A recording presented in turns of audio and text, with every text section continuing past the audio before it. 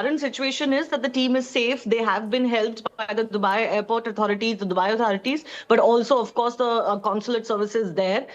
Sindhu thanking them for the effort that has been made because they were at the airport transiting to Birmingham for the All England Championship when actually their flight had landed first in Dubai, and I think they were going to take on a connecting one to later. And then that's when the airspaces closed. Initially, they could hear a lot of sounds above, but then there was very close to where they were at the Dubai airport, an explosion as well.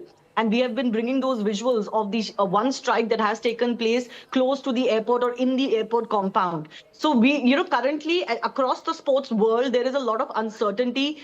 We don't know exactly when this airspace will open and when they can proceed further, or will they have to come back to India? Would the Indian government would have to be involved? I think tournaments will also look at maybe re-looking at some of their tournament dates. They might be pushed back a little bit because this is not just a scenario for an Indian team traveling. There would have been teams from many countries traveling to this particular tournament, but also other tournaments that will start or are going on across the world. We do know, for example, that ICC, which is headquartered in Dubai, is also looking at what their staff is going to do, many of whom are in India currently for the World Cup, etc. So situation is very dynamic, but priority is safety currently in Dubai while they are holed up in Dubai, and then we wait and see when the airspace opens up. All right, Shivani, many thanks for that.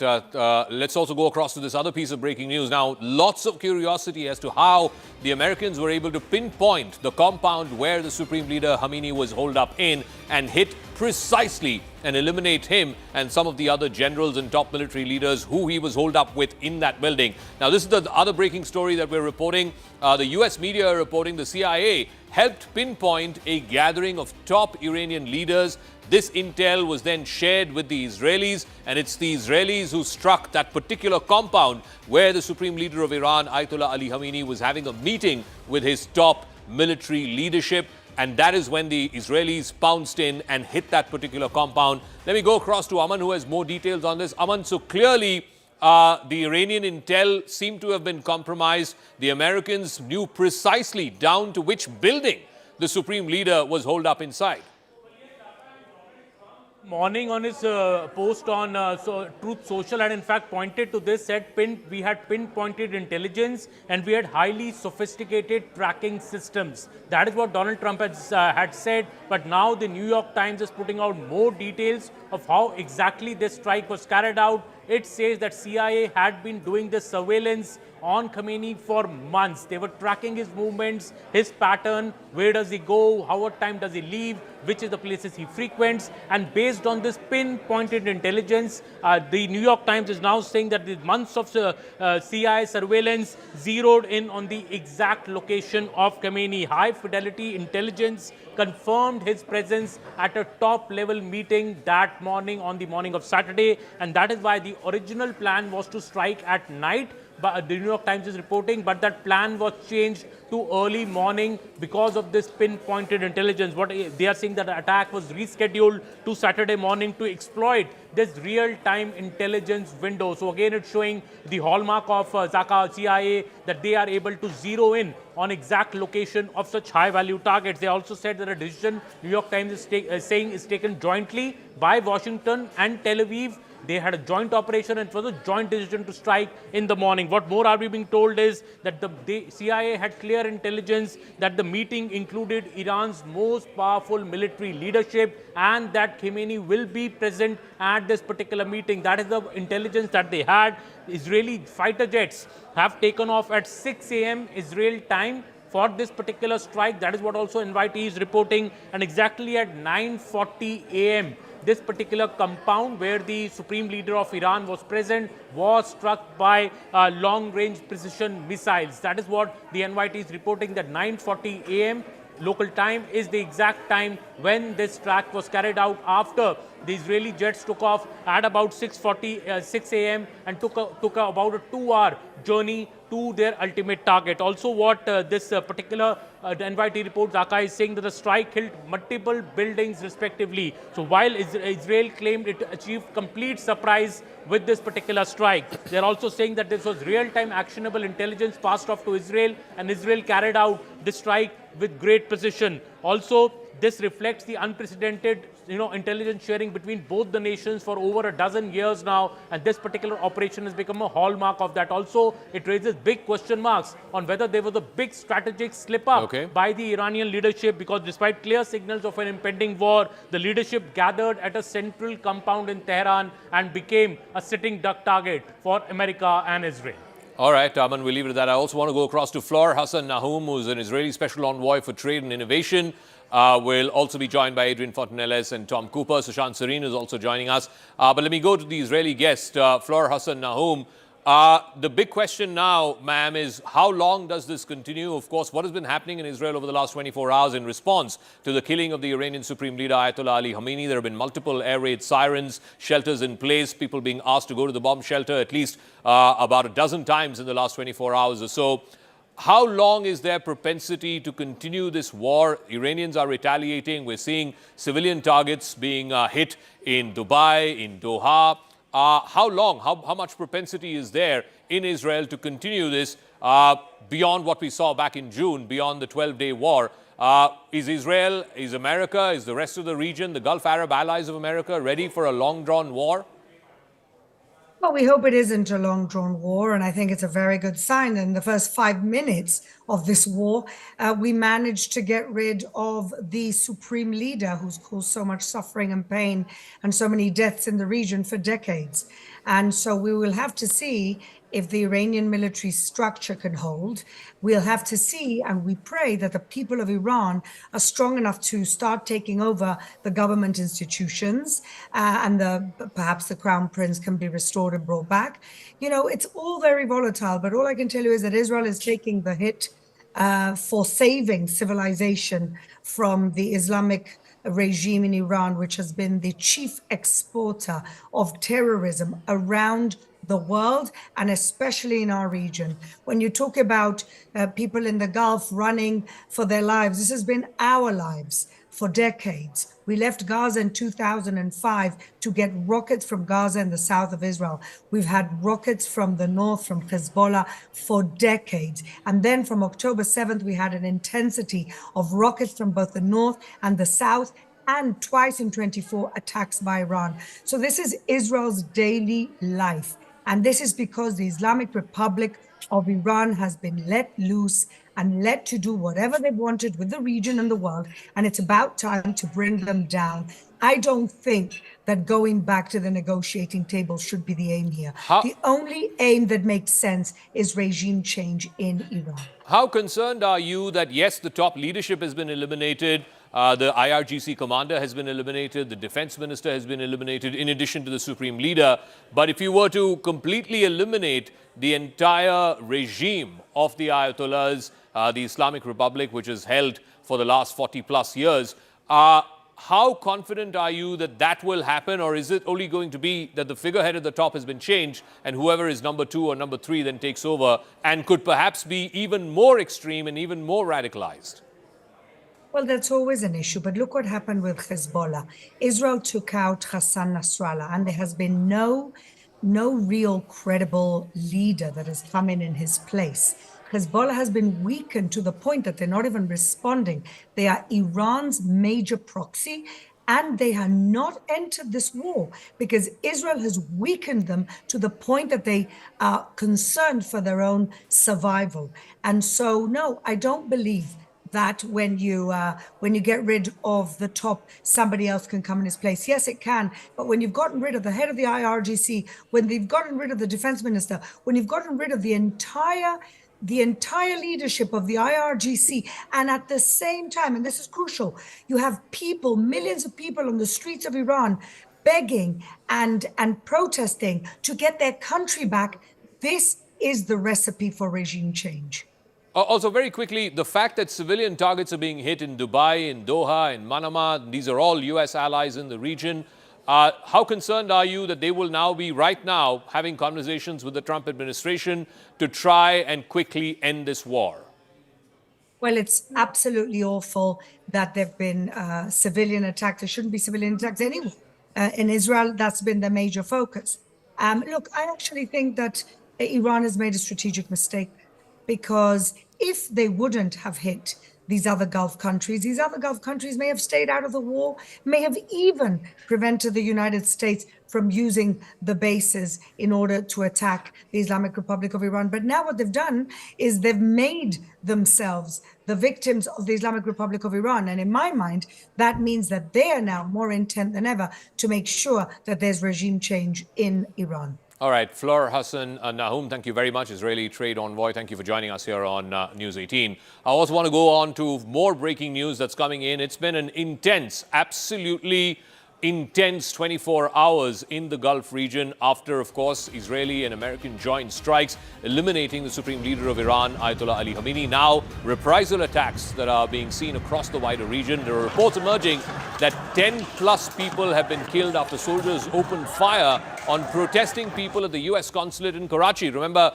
this was an important story that came through just a few hours ago. There were mobs outside the U.S. consulate in Karachi. The police and the army had to open fire, and we're given to understand that at least 10 people have died after soldiers were forced to open fire because a mob was trying to ransack the U.S. embassy, the U.S. consulate building in Karachi. I want to go across to Siddhant with more details on this. Siddhant, so this is going to lead to further skirmishes, not just in Pakistan, as we are seeing outside the U.S. consulate in Karachi, but perhaps in the wider region as well, because the Iranian regime and the Shia connection, there is still some residual support in that region for Ayatollah Khamenei. Well, that's right, Zaka. In fact, protests have broken out at various places in Pakistan. In fact, it's getting really challenging for the law enforcement authorities to manage these protests. In fact, just a short while back, Zaka, we reported that how protesters barged into the compound of U.S. consulate in Karachi. In fact, stones were pelted at the building. The sloganeering was done by the protesters. Anti-America slogans were raised by the protesters, and now we're getting to know that more than 10 people have been killed. 10 protesters have been killed in open fire outside the U.S. consulate in Karachi. So this is just one incident that we are aware of. We've been told that there are multiple such protests going on in Pakistan against the United States and also against Pakistan's friendship with the United States. All right, Siddhant, we'll leave it at that. We're getting more breaking news. The Iranian state media is now reporting at least 148 people have been killed and 95 wounded in a Shajare Taib girls' primary school in Minab. Most of the victims, they claim, are between the ages of 7 and 12. Sushant Sareen is also there with us. Sushant, you know, I asked this to other guests as well. How do you expect this to play out over the next 3 or 4 days, perhaps the next week? Iran is clearly retaliating with its ballistic missiles, with its Shahid drones, etc. But how long can they continue doing this? Zaka, it depends on how much stomach they have for continuing to do this, because clearly the skies are dominated by the Israelis and the Americans, and the kind of weaponry both Israel and America have, and the intelligence. Look, unless, you know, we are living in some kind of nursery class, moral science kind of a thing, you know, to expect that in the midst of a war, the entire high command, the top generals and the supreme leader get together under one roof, and, you know, first getting them under one roof, which violates all sensible protocols in a war, and then somebody having that information with pinpoint accuracy, targeting them and taking them all out. Obviously, there is some inside information which has leaked. Obviously, the Americans and the Israelis have made major inroads into the Iranian system. And the question is that the inroads they have made, will that work to effect some kind of a regime change within the regime? If you expect that the entire institutional capture which the Islamic regime has can be overturned and some new bunch of people, you know, earlier we were hearing the crown prince, you can make me the president or the crown prince of Iran and I will be as effective as that so-called crown prince. I will have probably more credibility than that so-called crown prince. He's worth nothing to nobody. He's a scamster, right? Now, he is what the Americans did in Iraq when they brought in that Ahmad Chalabi fellow, okay? He was a fly-by-night operator. So is the so-called crown prince. He is not going to war. Do you have any other alternate leadership that you can install? I have not seen any evidence of that. So your best bet is to go in for a regime change within the regime, get in a somewhat more pragmatic kind of leadership, Yeah. and then pressure them to go in for transition into a much more liberal, progressive kind of a democratic order, which I would imagine a large population of Iran would desire. I think that would be a sellable proposition. But Okay. if you were to call a puppet like this so-called crown prince, then I'm sorry, you're probably going to end up with more trouble than you're going to be able to solve. No, I think it's going to be similar in some senses what we saw in Venezuela. The man at the top, Nicolas Maduro, was ousted and his number two was made the new president, Delcy Rodriguez. It may not be comparable, but America and Israel will have to find someone within the next rung of the Iranian regime, the Iranian leadership, who might be slightly more palatable than Ayatollah Ali Khamenei was. But in response, Iran is now sending in these rockets, they're sending in these missiles, these drones across the Middle East. They're targeting civilian populations in Doha and in Dubai. CNN producer Bijan Husseini is reporting from Doha, even as Iran has been launching these waves of strikes across the Middle East. We witnessed the first round of strikes from this morning. That happened a little less than 2 hours ago. Loud bangs in the air, what we think were air defense missile systems, more dispersed than what we witnessed yesterday. Yesterday, we witnessed around a dozen rounds of strikes coming in. The Ministry of Interior coming out last night saying that they reported 65 missiles and 12 drone strikes from Iran, which they say they intercepted 63 of those and 11 of those drones.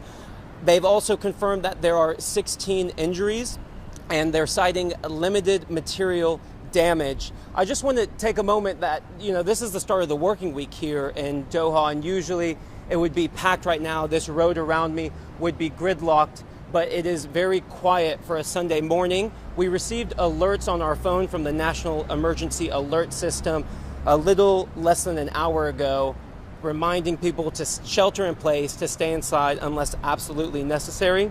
And I have to say, we're just now hearing that there is another wave on its way. We haven't seen or heard that yet, but we will be asked to shelter here shortly as another missile wave is being reported on its way here to Doha. All right, new airstrikes on Tehran. We're given to understand that just this morning, which is morning local time in Tehran, there have been new airstrikes targeting various military and political leadership of Iran. There have been multiple airstrikes on Tehran. Sirens have been sounded off in Haifa as well, which is in the northern part of Israel. Of course, India is co-developing a portion of that port, and that is again of grave concern here in India as well. There have been the launch of reprisal attacks. Ballistic missiles have been fired from Iran. A short while ago, we're given to understand sirens were sounded in Tel Aviv and across central Israel. The IDF says it's working to intercept the projectiles. For the first time in Operation Roar of the Lion, the IDF is striking targets of the Iranian terror regime right in the heart of Tehran, including that building where Ayatollah Ali Khamenei was holed up inside. The Air Force, guided by the military intelligence, has now launched another broad wave of strikes across targets of the Iranian terror regime right in the heart of Tehran. Over the last 24 hours, the Israeli Air Force has conducted extensive strikes to achieve air superiority, and that opens the path to Tehran. We're getting more breaking news on this continuing and very fast-paced developments that are pouring in from across the Middle East. The head of the police intelligence organization of Iran has also been killed. It's been confirmed now by Iranian media. Remember, the police and the police intelligence had a very, very debilitating role to play in crushing the protests that we saw just in the last month in January. By the most conservative estimates, more than 6,000 Iranian protesters had been killed.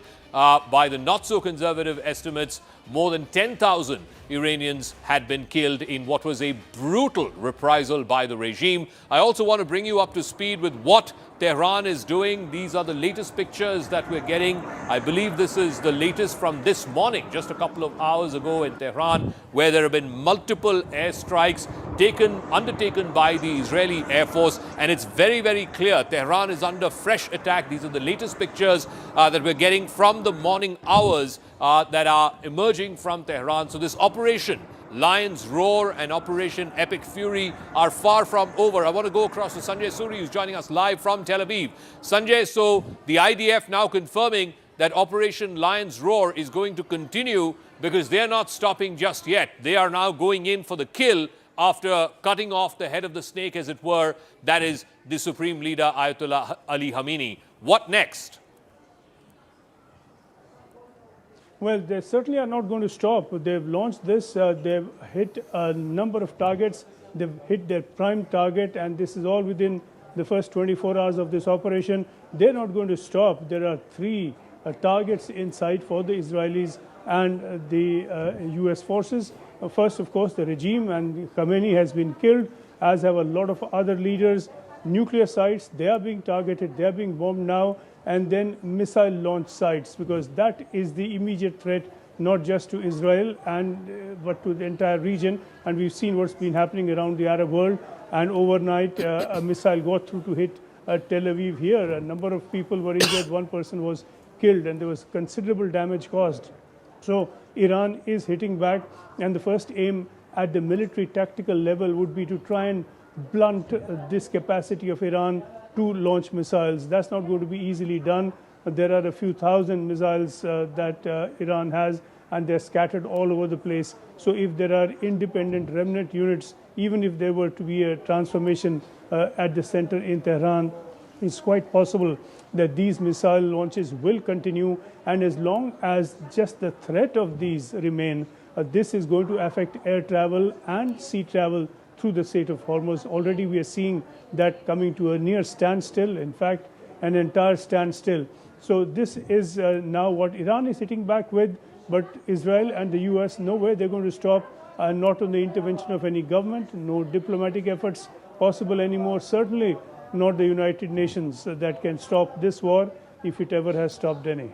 All right, Sanjay, we'll leave it at that. We'll come back to you as and when there are fresh and further developments in Israel. Remember, there have been multiple air raid warnings that have gone through the night in Israel, multiple instances where people have been asked to rush to the nearest bomb shelter. By law in Israel, every building is mandated to have a bomb shelter. We'll leave it at that. I'm going to come back to Sanjay in just a second, but also try and get some of our guests. Adrian Fontanelles is here in our studios. I'm also joined by Sushant Sareen and Abhijit Iyer Mitra. Let me ask Adrian Fontanelles, in terms of how this story is likely to play out next, one thing we have not talked about is who could likely succeed Ayatollah Ali Khamenei. I believe, Adrian Fontanelles, that the Guardian Council will be meeting as soon as later this day, and they're going to appoint an interim leadership. Who are the front runners you reckon are in the race to replace Ayatollah Ali Khamenei? It won't be easy. He's ruled the country with an iron fist for nearly 40 years now. Adrian. It's difficult to say at this stage, because they perfectly know that as soon as they provide the name of the successor, then they are providing a target for the Israeli and the Americans. So I think it is in their best interest to let the worldwide opinion and foremost the enemy into as much uncertainty as they can about their chain of command. As they perfectly know that it is standard operational procedure for both the Israeli and the Americans to try to kill the leaders in charge. So, all right, Adrian, which is getting more breaking news. Iran's Air Force is now claiming, it's a claim by the Iranian Air Force, that they have successfully bombed an American base in the Kurdistan region, which is in the northern part of Iraq. That they have hit an American base in the Kurdistan region, as well as in other regional countries around the world. This is as per the IRGC-affiliated Tasnim news agency. We'll try and see if we can get some kind of pictures to confirm that, but this is a claim by the Iranian media that they have hit an American base in the Kurdistan region in northern Iraq. This is on expected lines, Adrian? The Iranian Air Force is quite in a sorry state. So it has as best a few dozens combat aircraft operational, and these are obsolete. However, it is, this must be confirmed, but it is possible for the Iranian Air Force to dispatch, for example, a pair of F-4 Phantoms or F-5 Tiger II, and to use the mountains of Kurdistan to ingress at the bottom of valleys and to try to avoid detection. But I'm a bit, it must be confirmed because Iraq is covered by American Air Force combat air patrols all the times.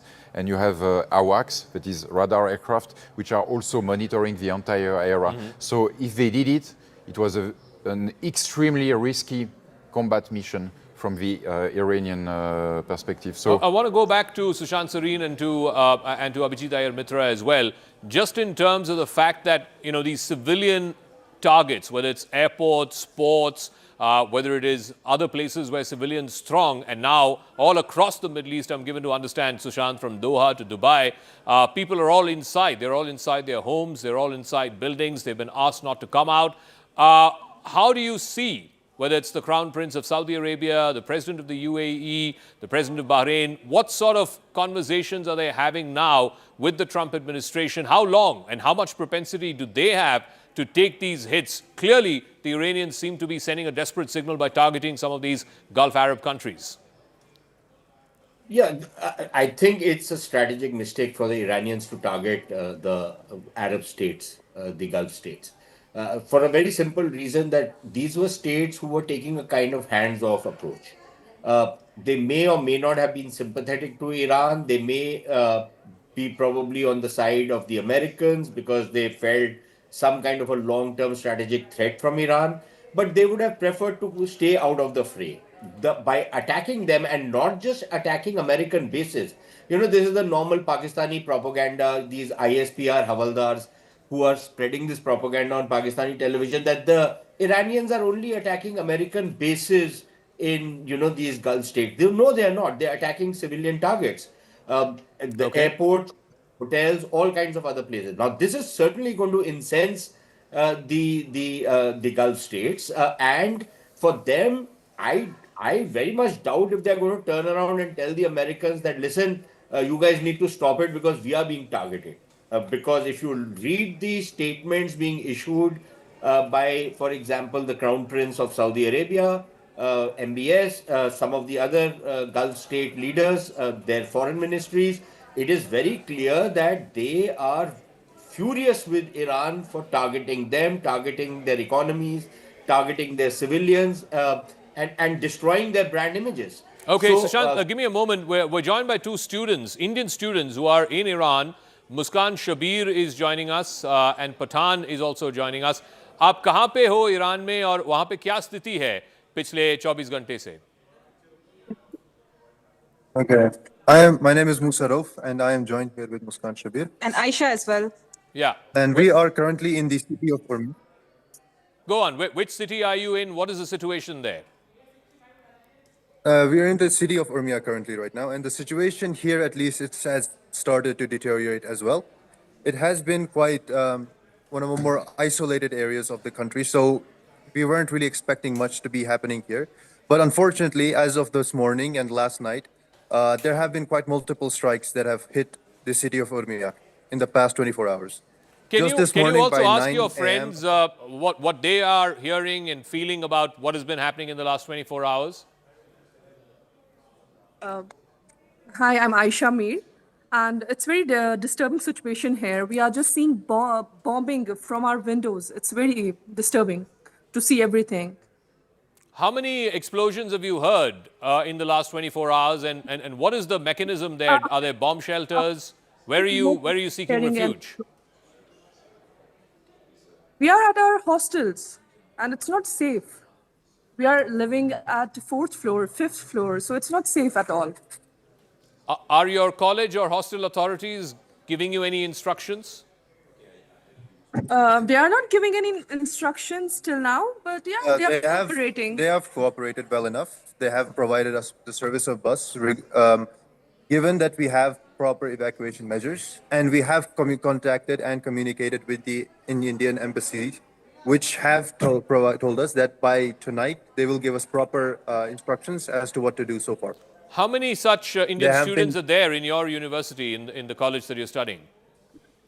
9. So far, 109 approximately. 109. Yeah. And what's the word from Yes. the Indian embassy officials or anybody who you've contacted from the Indian government? Indian embassy is totally cooperating with us. Like they are in contact. We are calling them. They are in contact with us. They are cooperating, but they are also helpless because all airspaces are closed. So we just want help from Indian government. We want to get evacuated. We want to go home. Has there been any sort of nature of conversation about getting, some special flights to come there to evacuate you folks? I believe there are about 10,000 Indian students who are studying in Iran. Okay, so far there's no... There is not any announcement like that we are getting nothing. Okay, thank you very much to Muskan and to Musharraf for joining us, Indian students who are joining us from a place called Urmia, which is one of the more slightly remote places in Iran. They've been hearing multiple explosions in the last 24 hours. More breaking news coming in from Pakistan. We're given to understand that thousands have taken to the streets in Skardu in northern Pakistan. They're protesting against the killing of Iran's Supreme Leader Ayatollah Ali Khamenei. This is following joint US and Israeli strikes. There are a fair number of Shias in Pakistan as well. I suppose in Skardu, the people who are coming out and protesting against the killing are Shias. Anand Raghunathan is also joining us. Doctor, what do you make of all of this? Because earlier we saw, somebody trying to attack the US consulate in Karachi. Now in northern Pakistan in Skardu, you're seeing thousands of people coming out and supporting the Ayatollah Khamenei and his elimination. The point is, are these sporadic protests which will just continue and subside in a few days, or will this lead to a greater churn in the wider region and including in Pakistan? Good afternoon, Zaka. Look, couple of points out here. One would expect this to happen in Pakistan and other states that sponsor terror at the killing of someone who sponsored terror. But it is profoundly disturbing that these scenes are happening and being repeated all across India, in Kashmir, in Lucknow. Please let me remind everyone that Khamenei called India an oppressor. He was sponsoring international terrorism from his soil to nations that were surrounding Iran, sometimes even thousands of kilometers away. And he actually perpetrated large-scale tyranny on his own people, killed tens of thousands of his own people. For someone to come out, pour onto the streets, to eulogize him, celebrate him, mourn him, is unacceptable in this country. And secondly, I like to ask the Indian students who were there, I don't know whether my voice can reach them, but is it not true that the Indian embassy and the Indian government had asked all Indians to vacate as soon as possible more than 8 days ago? They didn't do so. I would want to know what were the reasons why they didn't do so. So I think all in all, India has to resolutely stay away from either condemning the killing of Khamenei or in any way siding with this tyrannical regime. Please remember, even when we talk about real politics, this regime is over. America and Israel have actually have succeeded in what they started out to. The incoming regime, whichever way or manner or shape it will take, will be pro-American. That much is certain. So, and I can see from the tweets of the Iranian embassy in India that they're trying to goad a reaction out of Indians. We should absolutely not come out in support of either Khamenei or his regime. All right, Doc, stay on with us because the exact opposite seems to be happening, because right now there's politics. Domestic political reactions coming in amidst this massive war, this massive confrontation that's happening in West Asia. Back home, Priyanka Gandhi Vadra has put out this message on Twitter. She has said, and I quote, "The targeted assassination of the leadership of a sovereign nation by the so-called leaders of the democratic world and the killing of multitudes of innocent people is despicable and deserves strong condemnation, no matter what the proclaimed reason for it is. It is tragic that multiple nations have now been dragged into conflict. I do hope that having genuflected before the Prime Minister of Israel and President Trump, our Prime Minister makes every effort to bring all Indian citizens in the affected countries back home to safety." It's not just Priyanka Gandhi. I believe also Asduddin Owaisi of AIMIM has also condemned the attack, saying that Trump's and Israel's attacks on Iran are absolutely condemnable. Ayatollah Khamenei's assassination is an immoral and unlawful act. My sincere condolences. Anand has more on this. Anand, so you're having domestic political reactions, some people condemning the elimination of a man who was the fountainhead of terror, really. And then you have across the border in Pakistan people coming out in his support. Well, this is also the largely not just support, because there's a huge Shia population in Pak-occupied Jammu Kashmir and also in Pakistan, just like there is a huge Shia population in Bharat, which is very, very upset because for them, the spiritual head, the clerical head, the religious head for the Shias, Qom being a very, very sacred place and the seat of the Ayatollah. So his death is going to cause a certain amount of angst, also perhaps in certain cases anger, and we are getting pictures at Skardu where the UN headquarters have actually been committed to fire, and there is a lot of violence that's seen there because this entire Skardu region is largely Shia dominated, and these Shia have been also persecuted by the Pakistani military and the Pakistani army. So they are upset and angry, but the anger is also directed towards the US embassy present there and the UN headquarters present there, because that's the focus. There's no US embassy or consulate in Skardu, but there is a UN headquarters, and because they are angry at the Gora and the foreign powers in the West, they brought out the anger at the UN headquarters. Similar attacks were seen in Karachi, where there are casualties because the troops guarding the UN headquarters had to fire back at this mob, which was getting very, very violent. But Zaka, we also have to game a situation where if any of these entities or any of the Hamas, Houthi, or Hezbollah cadre anywhere across the world are able to enter into a US embassy in any soil or in any land and then hold hostages, then what happens thereafter? Because that's another scenario which has happened in the past, and military historians would say that then perhaps will change the entire dynamics of this war and this entire conflict that we are seeing the way it is brewing. So maybe that there are entities who will be on high alert even closer home in Bharat, with the US embassies, the UN headquarters in Delhi and in Mumbai, etc., and various other places being under very, very close watch. Even in Srinagar, there were protests, but they were peaceful. But in POK or POJK, that is in Skardu, we see that it's turned violent, and the UN offices there have been set on fire. Okay, Anand, thanks for that. Like I said, there's also political churn happening domestically in response to the killing of Ayatollah Ali Khamenei.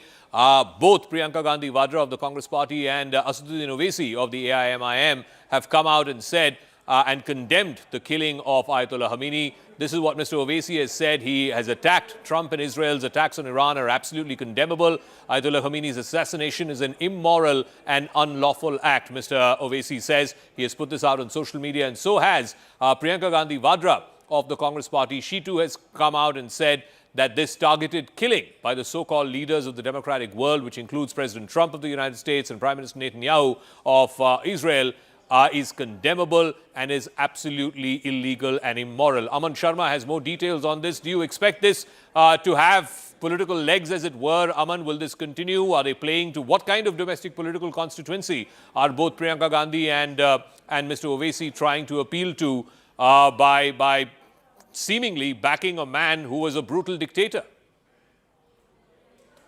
All right, we'll try and get Aman Sharma, a political editor, in just 1 second, but you can be rest assured you will see a domestic political reaction to what has happened in Iran, the killing of Ayatollah Ali Khamenei.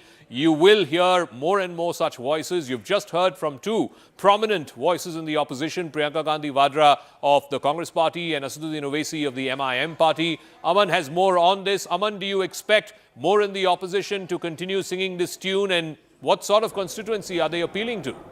Well, clearly, Zaka, Priyanka Gandhi Vadra and Asaduddin Owaisi have both put out statements slamming Donald Trump as well as the Israel establishment. They are saying and they are condemning the assassination, what they say, of Khamenei. To quote Priyanka Gandhi, she has called it a targeted assassination. She's saying the targeted assassination of the leadership of a sovereign nation by the so-called leaders of the democratic world, and the killing of multitudes of innocent people is despicable and deserves strong condemnation, no matter what the proclaimed reason is. So Priyanka Gandhi Vadra is very, very clearly saying that the world needs peace, not unnecessary wars. This was completely not required. She has condemned the assassination of Khamenei and also saying that it is tragic that multiple nations have now been dragged into this particular conflict. So that is the Congress MP now clearly saying that why is this happening, and also saying, also bringing in the Prime Minister of India, saying that the Prime Minister of Israel, President Trump, I do hope that our Prime Minister makes every effort now to bring all Indian citizens home safely. So the Congress party is also now putting the onus on the BJP, on the Modi-led government to ensure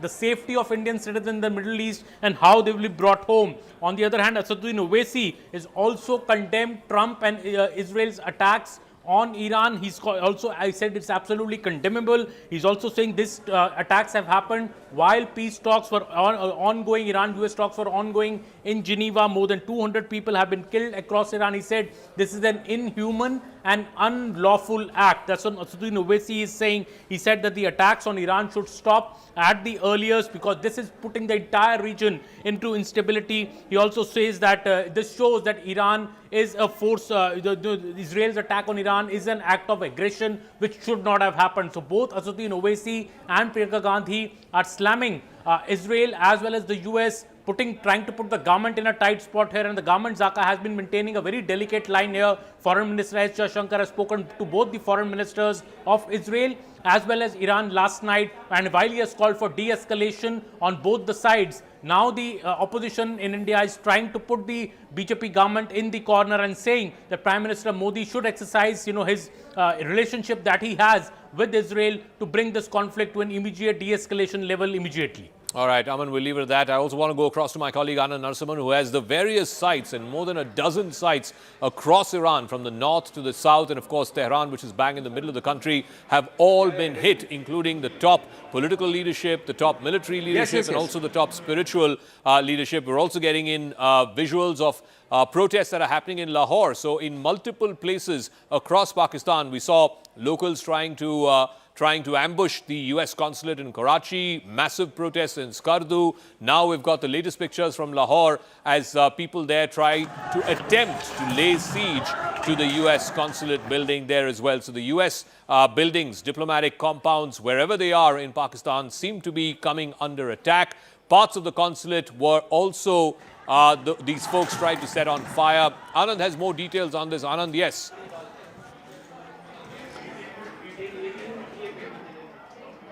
Well, sorry, Zaka, I missed you out there. What we're going to do to our viewers, bear with us. I've got Tom Cooper here with me.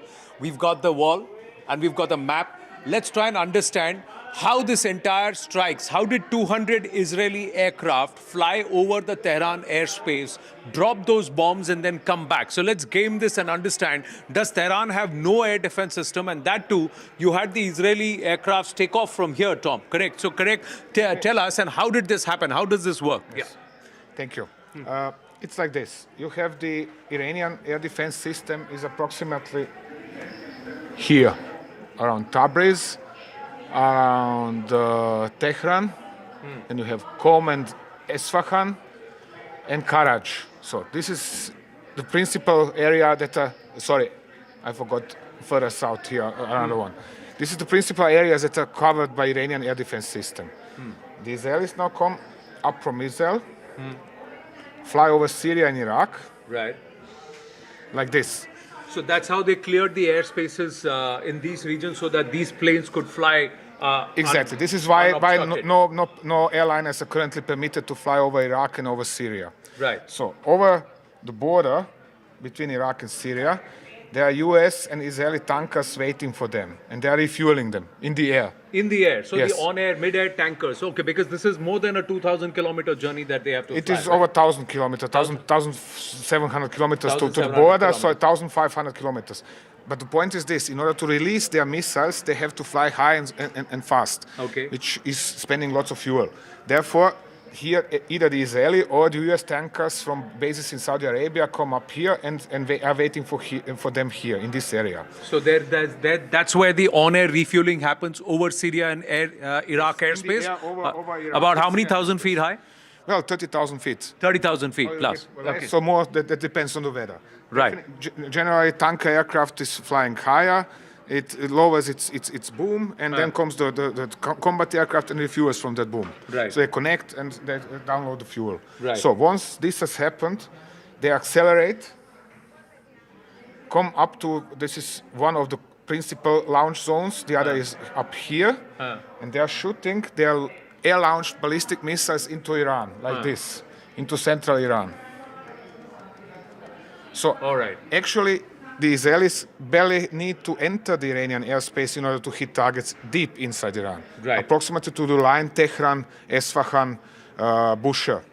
So that is this part of the story. Okay. Now, so let's erase this. Do you want to erase this? Okay. So we're going to erase all of this.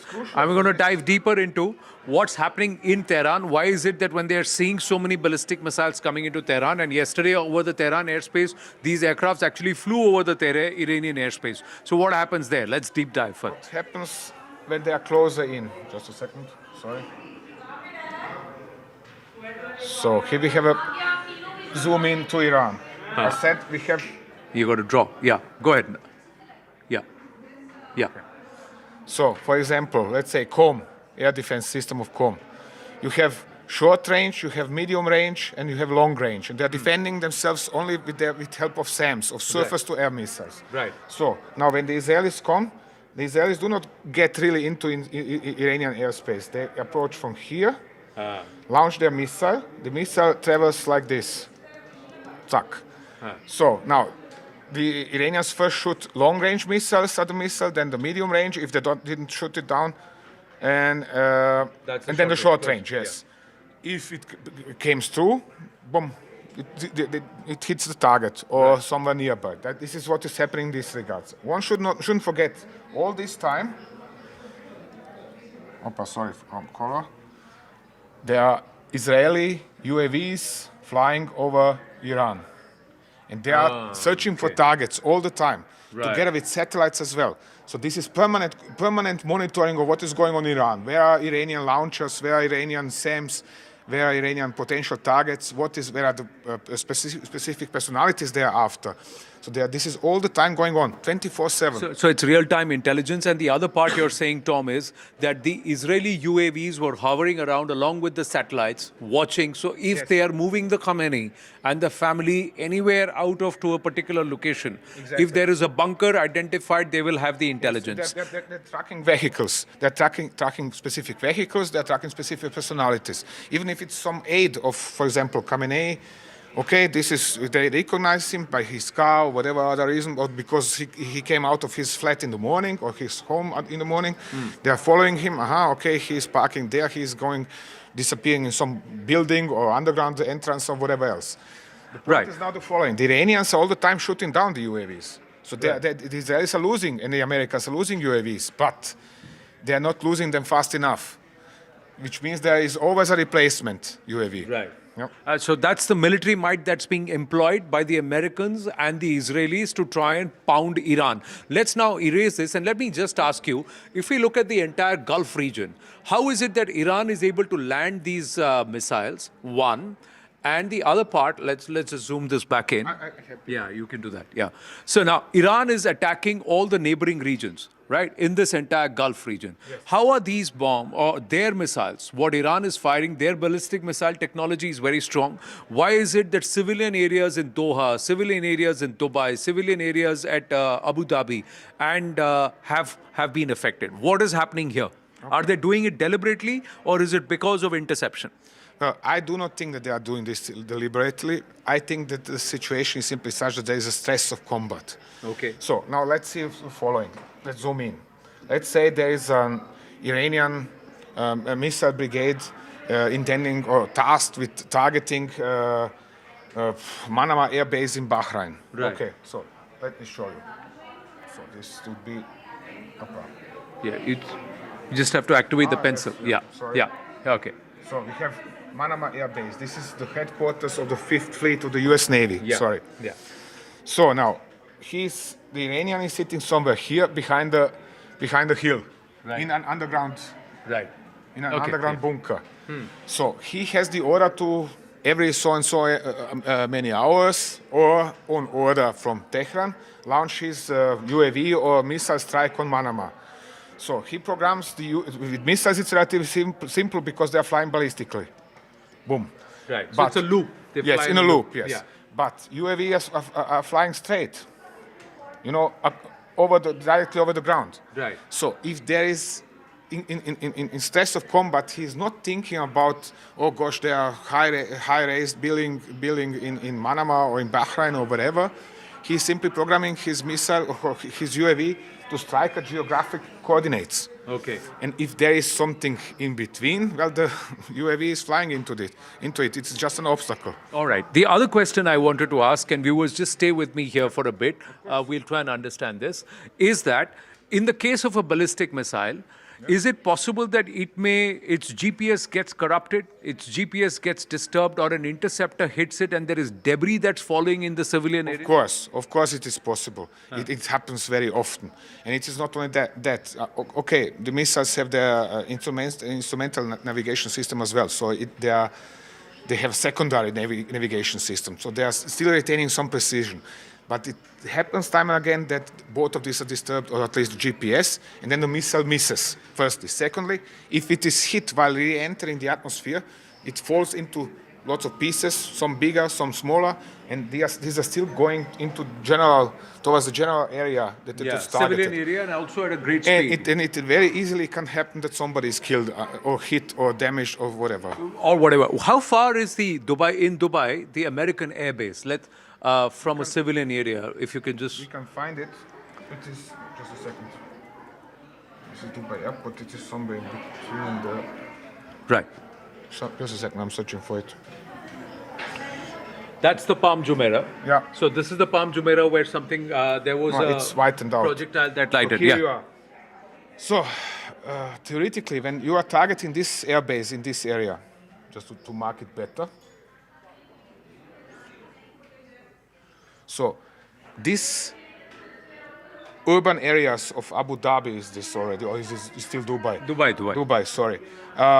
They are still threatened because if something gets hit while re-entering the atmosphere, the wreckage pieces can go all over this place. Right. So if there is an interception, say, on this airspace, yes, the debris can, rather than falling right at the target marked, can fall in the neighboring areas. Exactly like and that. That's what we have seen. Yes, and that's what I'm quite sure we have seen a lot of this, because we shouldn't forget the Iranians have targeted Abu Dhabi alone, yesterday alone, with 200 missiles and UAVs. So there is much more than we see on videos. Right. On this video we see 1 or 2 missiles at most, or UAVs. But in reality, there are dozens and dozens of them coming in, and there is correspondingly lots of outlooks for some kind of collateral damage to happen.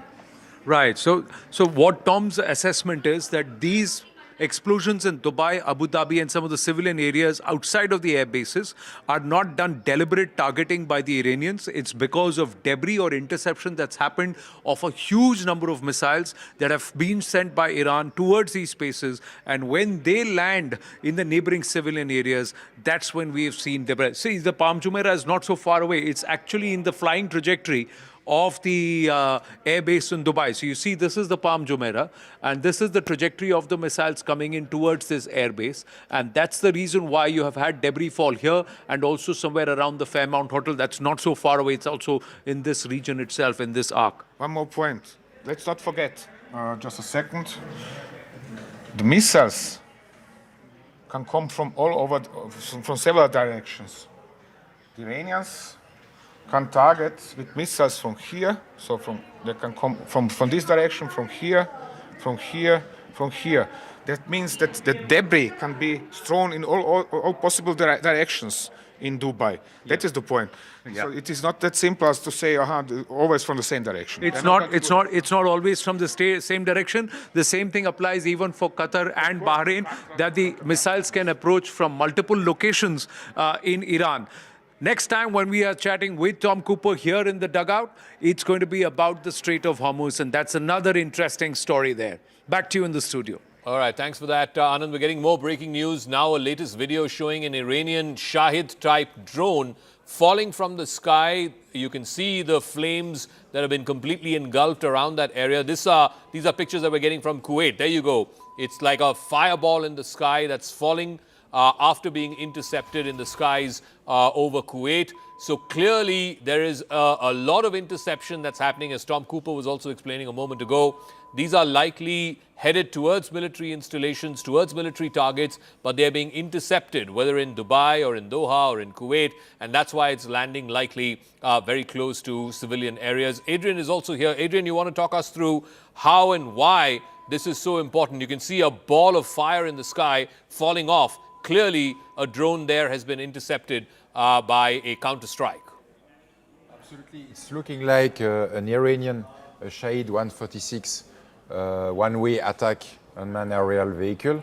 What it is important to know is that it is extremely cheap to produce. It is between something like 20,000 to 50,000 US dollars, which means that Iranians probably had gigantic stocks of this kind of attack drones, and it's very much often much more costly to shoot them down than to produce them.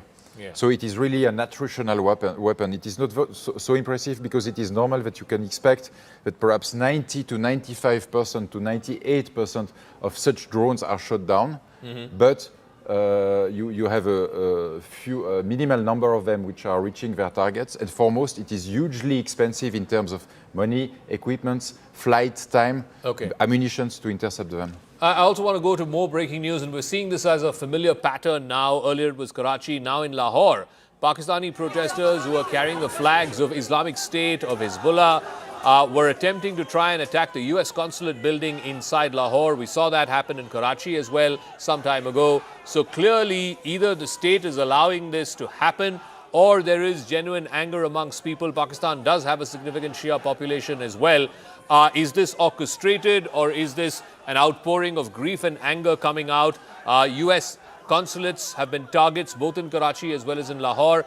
I want to get Sushant Sareen's view on this. Sushant, do you think the military is allowing this in an orchestrated way to try and vent off some of this support? Or is this actually, people's anger spilling out onto the streets? So, Zaka, genuine grief is easier to orchestrate than, manufactured grief. And let's face it, the Iranians have made significant investments in creating and carving out a Shia constituency in every country, including in India. Let's make no mistake about it. Anand was earlier talking about, Dr. Ranganathan was earlier talking about, protests in Srinagar, in Lucknow. But look, let's face it, the protests in India have so far been very, very peaceful. These are people who, and they have the right to protest. I don't deny that. But these are very peaceful kind of protests. They are not storming any buildings. They are not doing any kind of arson, looting, whatever. But Pakistan is a different case. So yes, there is a certain amount of mob license which is also given. And look, you have to understand how the Pakistani state operates. It's essentially a Sunni-dominated, Sunni majority state. It doesn't really have much use for the Shias. So this is riffraff on the streets protesting. Now this can be used to monetize these protests with the Americans and others. And the Europeans and the Americans suffer from an abused wife syndrome. The more the Pakistanis are treacherous with them, the more money they give to the Pakistanis so that the Pakistanis can keep doing what they are doing. And the Pakistanis have perfected this game. So yes, there will be these protests. Then they will go and shoot some of these people down and move on. One point, Zaka, I have to add. You were talking about certain Indian political reactions. I can understand Mr. Owaisi, and to be fair to him, he has been fairly consistent in the positions he takes. My surprise, actually I'm not surprised, but I find it ironical that Ms. Priyanka Gandhi is protesting, because not very long back, it was her brother who was going to these so-called democracies, as she calls them, and seeking their interference in India's internal affairs to bring democracy in India.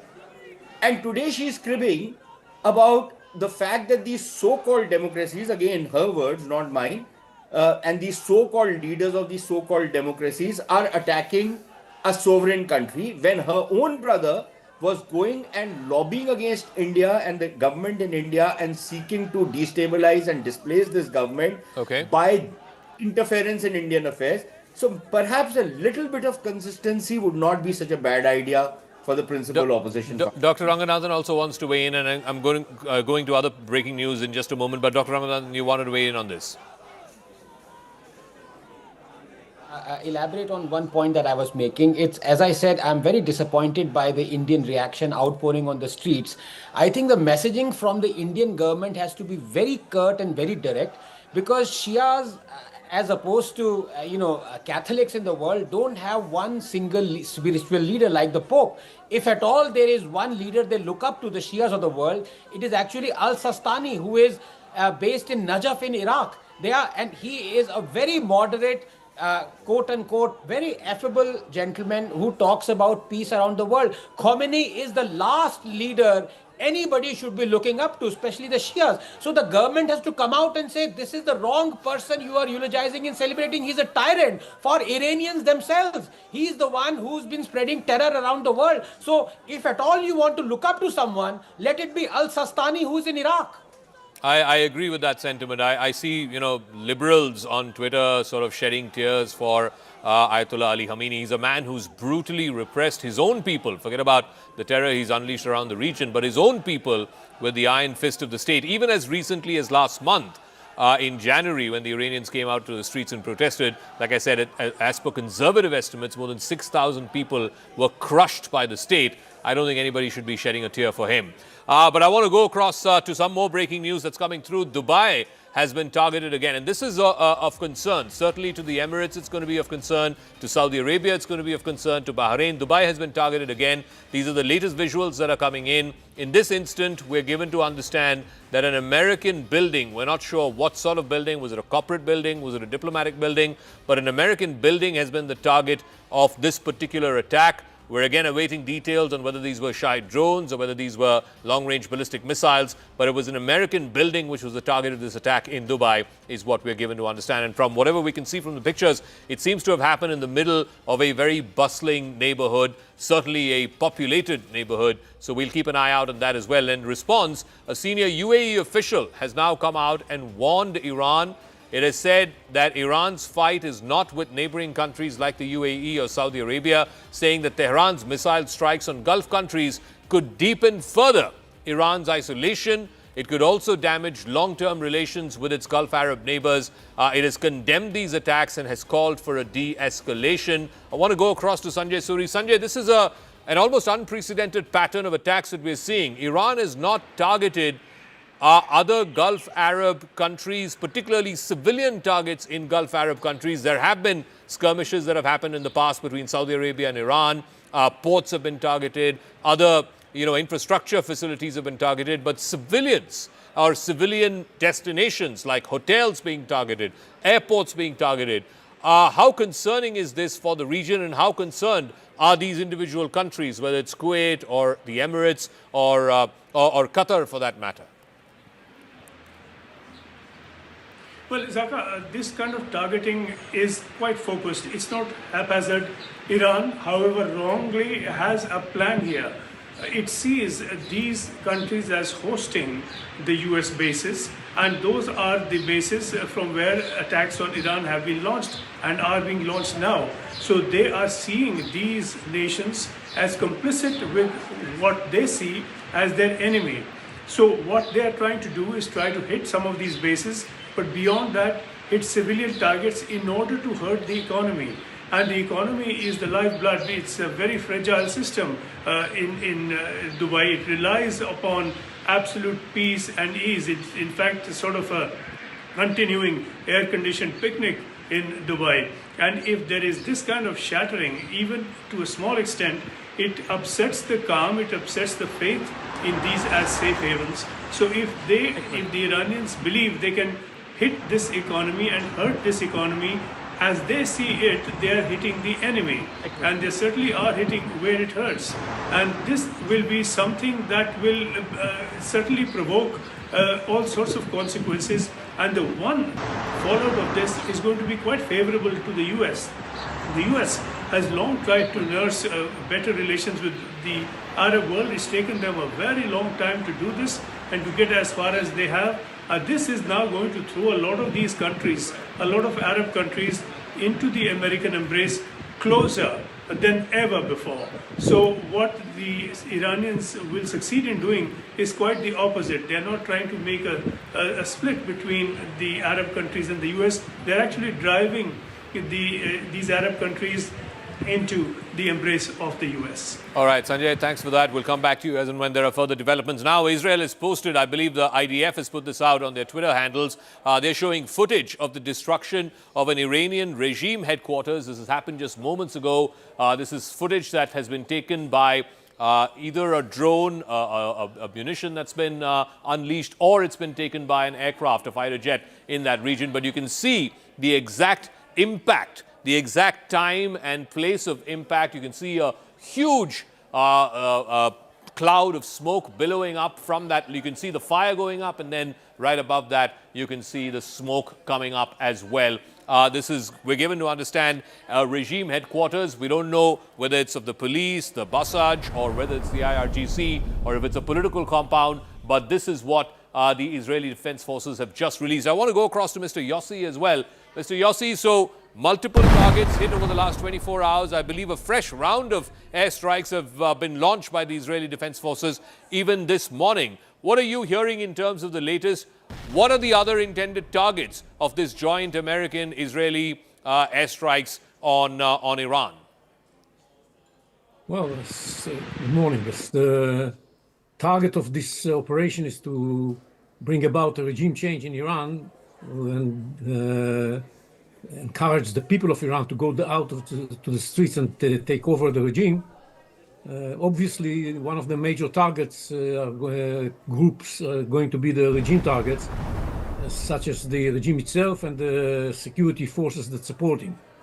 And what we see right now is that amongst the targets that were hit are the Broadcasting Corporation of Iran and some other elements that comprise the security forces that support the regime in Tehran, hoping that this will pave the road for the population of Iran to go out to the streets and take over. It's too early for them to do that. We need to do more activities in this respect before the time is right. But that's the direction.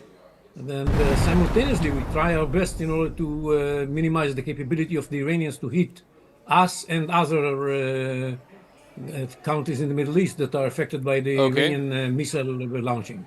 Okay, this is on camera. You can see the IRGC headquarters. That's what we're given to understand. This is what the IDF has put out, the IRGC HQ being brought down to rubble in just a matter of seconds. I want to go to more breaking news. Benjamin Netanyahu, the Israeli Prime Minister and one of the principal protagonists behind this historic airstrike and elimination of Ayatollah Khamenei, he's now issued a direct address to the people of Iran. He has declared that Israel will continue to strike thousands of targets belonging to what he described as Iran's terrorist regime over the coming few days. In a strongly worded message, Netanyahu has said that the military campaign would help create the conditions that are required for Iranian people to free themselves from the chains of tyranny. Sanjay has more on this. Sanjay, just walk us through what Bibi Netanyahu has said, because from his message it seems clear that they're not ending this joint Israeli-American airstrikes anytime soon. In fact, they're going to pummel Iran for a number of days until, as he says, the conditions are met for the Iranian people to rise up against the regime.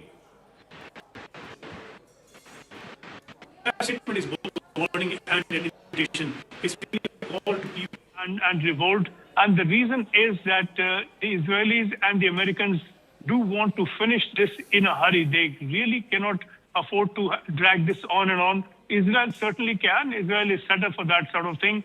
Politically, the U.S. can't. Politically, Trump will suffer quite seriously were this to drag on. They want to finish this, and so they are sending a message. So the third weapon that they are seeking to use, apart from all the missiles, is the people themselves within Iran, that they weaponize their anger informally or in some way against the government or against the remnants of the regime in place and try and get rid of it. So this is trying to rope in people of Iran as allies of the U.S. and Israel. That said, we know that Iran is a very divided society. We had this report some 2 or 3 years back that said that of about 75,000 mosques in Iran, 50,000 have been closed. So a lot of people have turned against Islamism of the kind that was enforced. But a lot of the people is still, not all of the people, there is a very large section, even though it may be a minority, that is quite Islamist in its leanings, that for that reason will be supportive of this government and this regime still in place.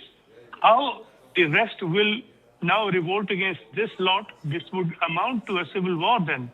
Already we are seeing demonstrations in Tehran by supporters of the regime, and of course a lot of people came out to celebrate, and if that is any indication, we had a lot more people coming out to celebrate spontaneously than people speaking in support of the regime. Nevertheless, there is this split within society, and Netanyahu's call is to those who oppose it. Exactly how they will oppose it, exactly how those who are entrenched and armed will resist them, that is a tough call, and it's a tough call for people of Iran. It's easier for Trump and Netanyahu to order these airstrikes, and this is all from the air.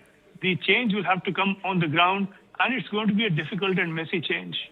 All right, Sanjay, thanks for that. Now, one of the countries in the Gulf that's not been targeted so far, now we're getting word, and this is again breaking news, an oil tanker that's been targeted by Iranian forces, Oman, which was acting as a mediator between Iran and the United States. Oman has now put out an official statement that an oil tanker was attacked off its port of Qasab, which is on the Strait of Hormuz. 4 mariners who were on board this oil tanker have been injured.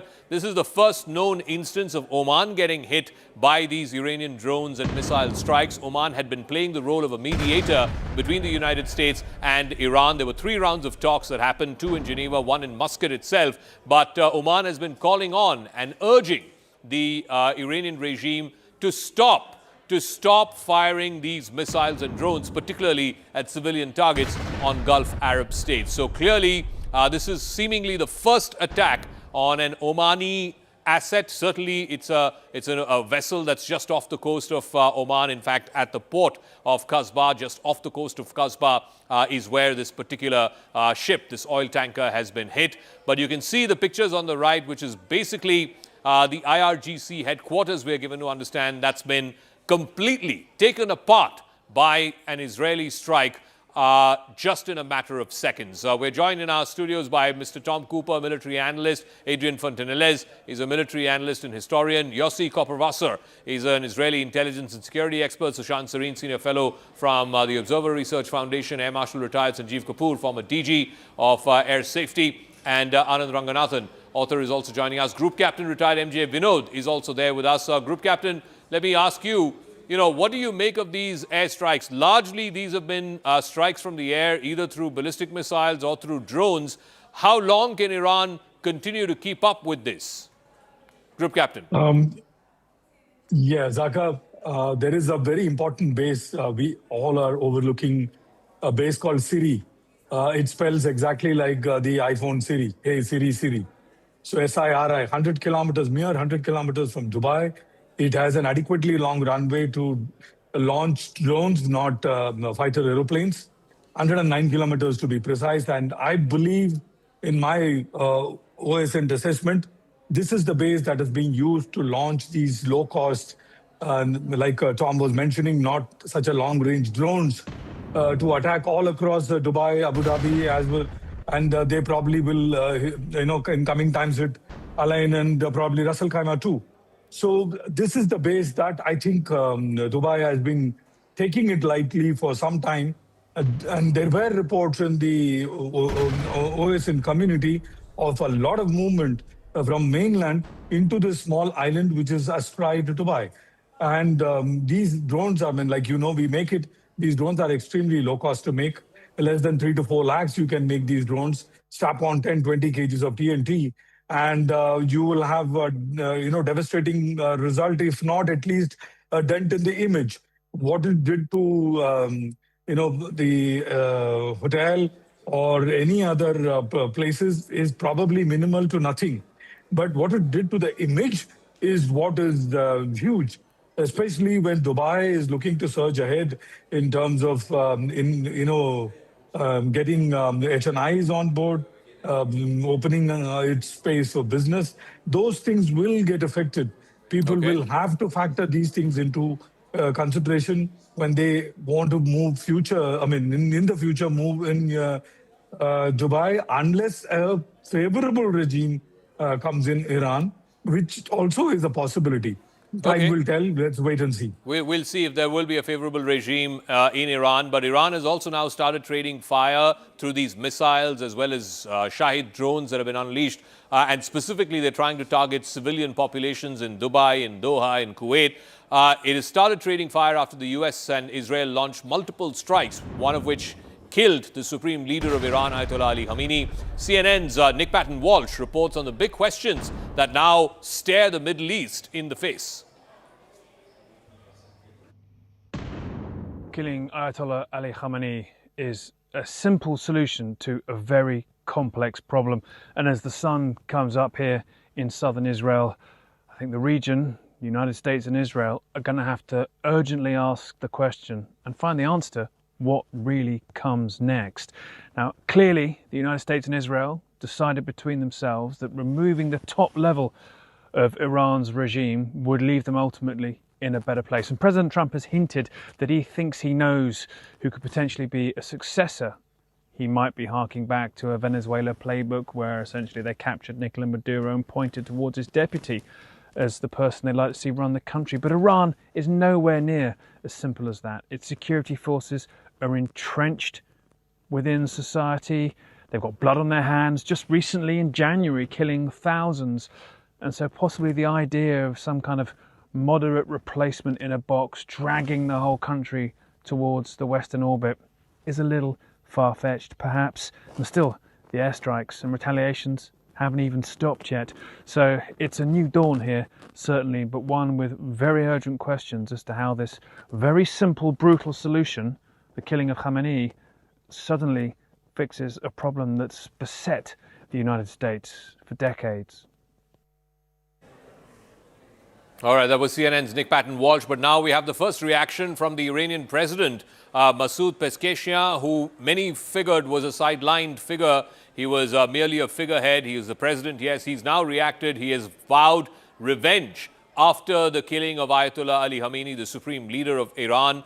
Tehran is viewing revenge as its duty, is what Masoud Pezeshkian has said. He was seen as a slightly more moderate, reformist president. But increasingly in the last few weeks and months, certainly after the attacks that we saw in June last year, the 12-day war, he was being sidelined as almost like a figurehead there, and it was directly being taken. The most important political and military calls, security calls, were being taken by the supreme leader along with other folks like Ali Larijani. But now the Iranian president Masoud Pezeshkian has vowed revenge, saying that revenge is a legitimate right of the Iranian people.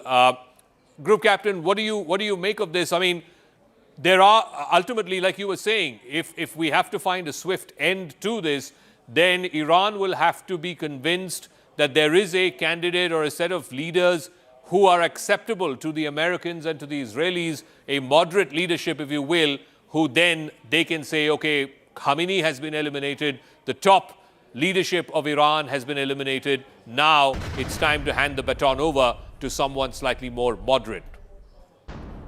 Even if that happens, Zaka, it is going to be a short-term peace for a simple reason. The hadith is very, very clear. Both Al-Bukhari as well as Al-Muslim. It very clearly says during the end of times, you find a Jew, even if he is hiding behind a tree or a stone, you need to finish him. Unless you do that, you cannot go to the judgment day. So if that is, kind of enshrined, then there is a problem that is always lurking in the background. Peace could be short-term. And when I say short-term, it could be even 100 years, 200 years short-term. So unless that somehow changes, the narrative changes, I do not know will there be a lasting peace. A. B, and most importantly, like Zaka, you correctly mentioned, people of Iran, their will needs to be put on the new government and not a hardliner's view that should come on the people. If the reverse happens, then the problem is always there on the ground. So many people have been killed, so many people will be killed in the future. So a lot of other countries other than US and Israel need to measure up, come in support of people of Iran to get a regime which is pro-people, Zaka. Okay, I also want to get Sushant Sareen if he's there to try. Okay, we'll try and go back to our other guests as well. If Mr. Yossi is there to weigh in. Okay, Daniel Benjamin Shapiro is former U.S. diplomat to Israel. Thank you very much, Mr. Shapiro, for speaking with us.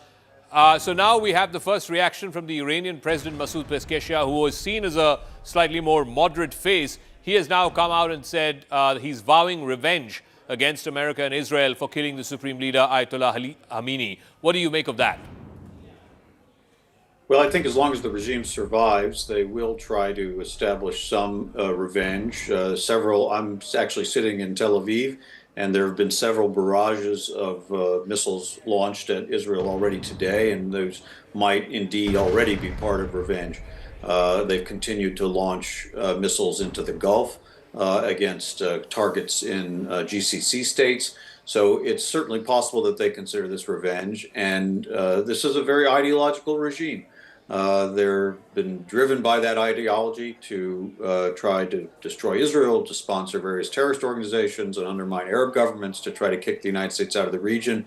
And their ideological leader has now been removed. So it would be logical that at least until more damage is done, they will try to establish some measure of revenge for his death. So war game this for us. How does this play out over the next week, maybe 2 weeks? Does Trump immediately claim political victory and say that, look, I've cut off the head of the snake. This is a huge victory for me. Now I want the Iranians to stop. Or does he go in for the long haul? He just doesn't stop at just Khamenei alone. He goes for the entire top leadership of Iran, and then he wants the people of Iran. I don't know how this is going to happen, but at the end of that, whether it's 10 or 20 or 30 of the top leadership of Iran is eliminated, and then he expects the people to take back the regime. How is that going to work? It's not a good practice to try to anticipate Donald Trump's decisions because he's very mercurial and probably he doesn't know what he'll decide. He, of course, established regime change as the strategic objective on his opening statement of the night the war began. Then immediately within the day, he said, well, he could do two things. He could either go all the way, as he said, fight for 3 or 4 weeks until the regime is totally destroyed and he controls everything. I don't really think he wants to be in control of Iran. Or he could take, after 2 or 3 days, the decision that sufficient damage has been done to their nuclear and missile programs, and then he will threaten the remaining regime figures with a resumption of fighting if they try to rebuild those programs. And you could add to that Khamenei's death as an additional trophy that allows him to claim victory. He, of course, his history is that he prefers short, sharp military actions, not long, extended wars. He's been a critic of long, extended wars that the United States has been in the past, of regime change wars, in fact, in Iraq and Afghanistan. So it would certainly not be surprising, but very hard to predict, but not surprising if he would say sooner than later, after a few more days, yes, we've done enough damage, we've killed the leader, we have the next leadership tier in place, and they will be deterred from being as threatening and as destabilizing as Iran has been under this regime for so many decades. But that would be a way for him to get out of this before our air defenses are stretched and perhaps to claim a victory without getting pulled into a longer engagement than he wants to. All right, Lieutenant General retired KJS Dhillon is also now joining us. Major General retired Rajan Kochar here in our studios. Defense expert Tara Karta, former director with the National Security Council Secretariat, will also be joining us. Let me ask General Dhillon. General Dhillon, we were on the air last night as well. The fact that the supreme leader of Iran has been killed, how much of a political victory is this for Donald Trump? Will he use this as a victory and say, okay, this is the off-ramp I'm giving the Iranians, let them take it and exit this war quickly? Because he doesn't have, as our previous speaker was saying, he doesn't want to get America entangled in long wars. Or do you think he has the propensity to continue this for the next few weeks so that the entire top leadership of the regime is changed and then the people of Iran revolt and take back their government, take back their country, and then decide who might be palatable as a next leader of Iran? Good afternoon, Zaka, and good afternoon to the fellow panelists and all your viewers. We have to understand one thing. When America went in for this war, if you can call that a war or a conflict or whatever, it had a very declared aim of regime change. And why did America go in for this war? Because America will accept everything and anything. The only thing which America will not accept is anyone having the capability to hit American homeland with missiles or with the nuclear weapons. So if Iran was becoming a threat which could hit the American homeland, that capability has to be destroyed. Now, with that as a background, when America went in for this war, they very clearly laid out phases of war or campaign. They are very clearly mentioned what all actions will take in phase 1, phase 2, phase 3. Some of the phases can even overlap. Now, in this particular way, the way we were talking yesterday also, the first and the foremost thing was to decapitate the political leadership, the religious leadership, the government top officials, and the military leadership, so that there is a vacuum at the top in the decision making, and that would result in confusion in the rank and file. Now, that was the first and the foremost phase 1. Coupled with that was to suppress the air defense, to neutralize the missiles which are likely to hit the American interests in the region as well as the Israelis, and suppress the air defense so that American missiles and drones and aircrafts can fly with impunity. That was to happen simultaneously. Phase 2 would be to destroy America's military assets and, most importantly, military industrial base, which was manufacturing these missiles, so that it does not have the replenishment or recouping capability while the war is going on. Coupled with all these things was to destroy America's economic assets so badly that for the next 2-3 decades, Iran's assets so badly that for the next 2-3 decades, they cannot get their act together and manufacture these weapons again. As also the nuclear weapons, nuclear material, all this would happen under an umbrella of a very solid psychological warfare or narrative building. Okay. Which has already started. We have seen the people coming on the street, the selective videos being leaked of women crying death to Khamenei and all that. So all this was to happen in a particular phased manner. One thing which Iran's oil refineries, because that they would need even after the regime change or after the war is over. Other than that, all the economic assets, the military assets, the political, military, government, top leadership will be decapitated. And in this whole game, internal uprising would be given a flip. Okay. And that would result in a civil war. Let's see how that plays out, because on the face of it, it would seem that if you've eliminated someone who's been part of this country or the leadership of this country for the last 40 years, that gives people a reason to rally around the flag. How can you expect people to come out and retake the government, as Trump said? But I'm getting another piece of breaking news as well. This is a CNN News 18 exclusive. On Khamenei's killing, Pakistani protesters have stormed the U.S. consulate in Karachi. They've entered the U.S. consulate building in Karachi. Multiple casualties, we are given to understand, are feared. Sources are also saying that it's being reported that there are more than 8 deaths and over 30 injured in this attack that happened on the U.S. consulate building in Karachi. Sources are also claiming that the U.S. base administration has seized the bodies of these individuals inside the consulate building. Protests continue across the country. In Skardu, we saw pictures from Lahore as well, and now in Karachi. I want to bring in Major General Rajiv Kochar here in our studios as well. Okay, let's go to Siddhant first. Siddhant, so again, in the case of Pakistan, there's always a question mark. Are these genuine protests? Is this genuine anger that's spilling out onto the streets on American diplomatic missions, etc., or is this being orchestrated by the military, political leadership, the sort of government there, the hybrid government there, in order to give vent to some of this anger? That's right, Zaka. In fact, this input has been brought to us by Securities Editor Manoj Gupta. Now, Manoj is reporting that Pakistani Shia Muslim protesters have stormed the U.S. consulate in Karachi in response to recent U.S. IDF strikes against Iran. Pakistan's security forces successfully pushed back the angry protesters who attempted to attack the U.S. consulate in Karachi. Protesters in Karachi set fire to the U.S. consulate amid demonstrations following the reported martyrdom of Supreme Leader Khamenei. Protesters broke through the security barricades and entered entered the US consulate in Karachi. The protest appeared to be part of a wave of anti-US demonstrations in the region following heightened tensions over the assassination of Iran's supreme leader. Now tensions rise as the city witnesses intense unrest. Protests erupted after Khamenei's death in Pakistan.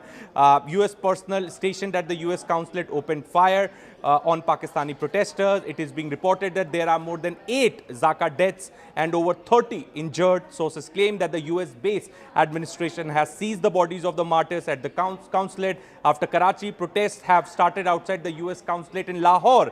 Protest continues across the country, including Gilgit-Baltistan. Karakoram highway has been closed to all types of traffic.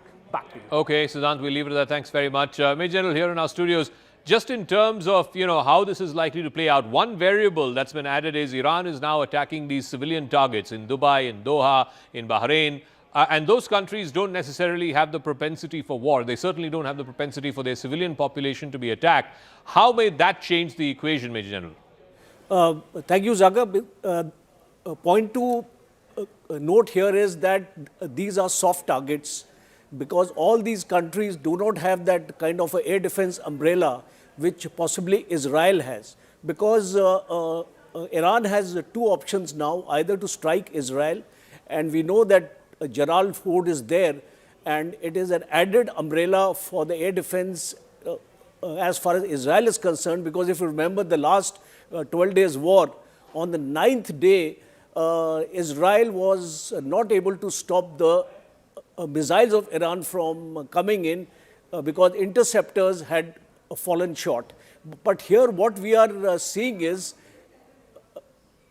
this is a pressure tactics on the part of Iran as far as the United States is concerned, because a message is being given to the United States as also to the Gulf nations that the United States cannot protect you any longer.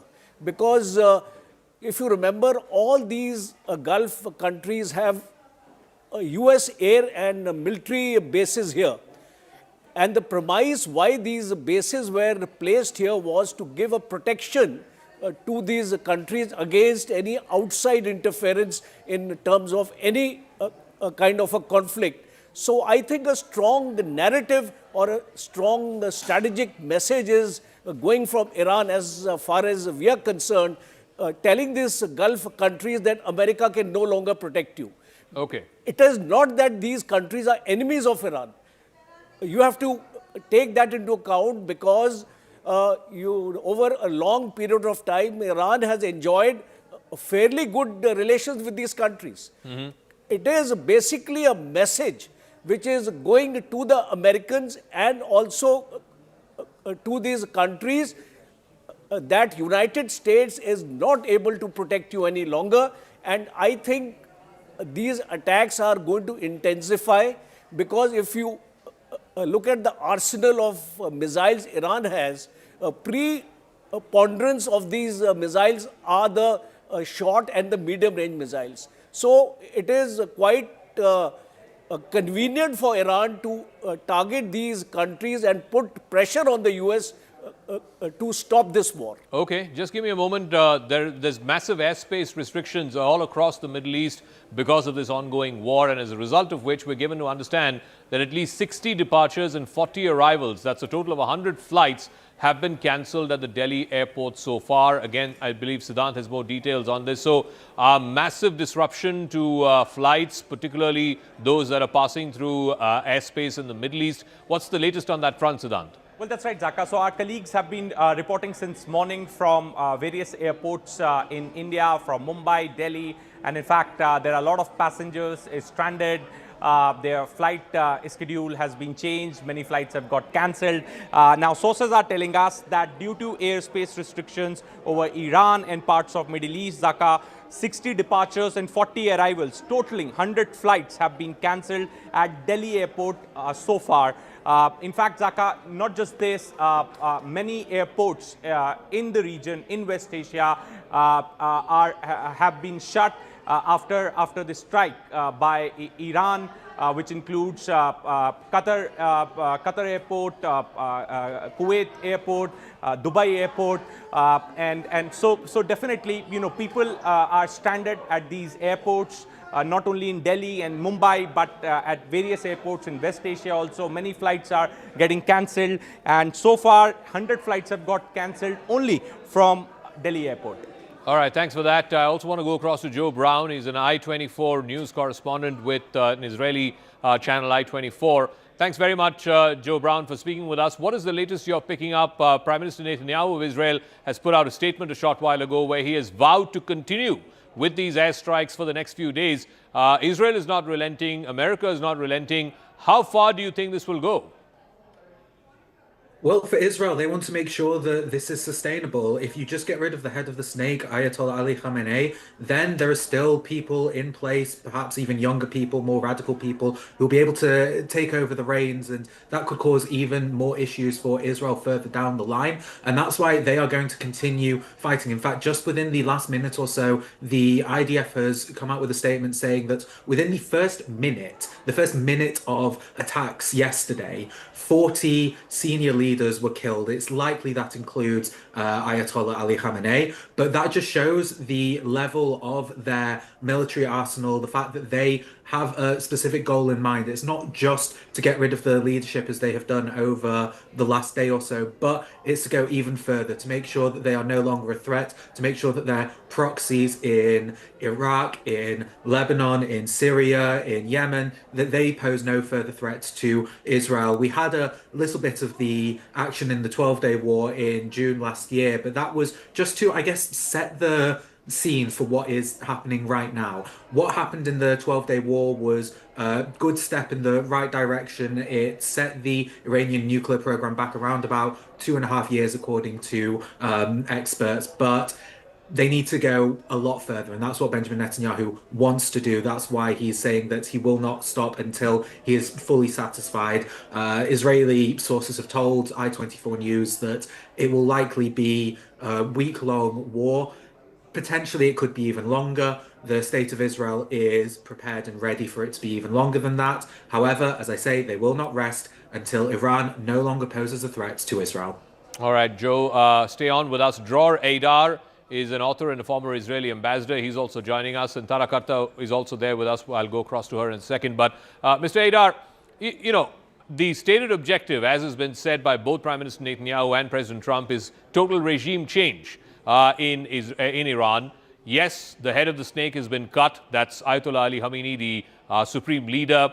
But if they were to eliminate the entire leadership, what fills that vacuum? And this hope that the Iranian people will rise and they will retake their government, as President Trump said, how realistic is that hope? Well, I agree with the major part of the analysis in your studio, but one thing I want to correct. America, Trump especially, does not attack Iran because of the nuclear program. They attack Iran because we are speaking about an entity, political entity, which is the source of the all worldwide terror. Even in India, every place that you want to see some destabilization of the area, you can find the footprint of Iran. So you're right.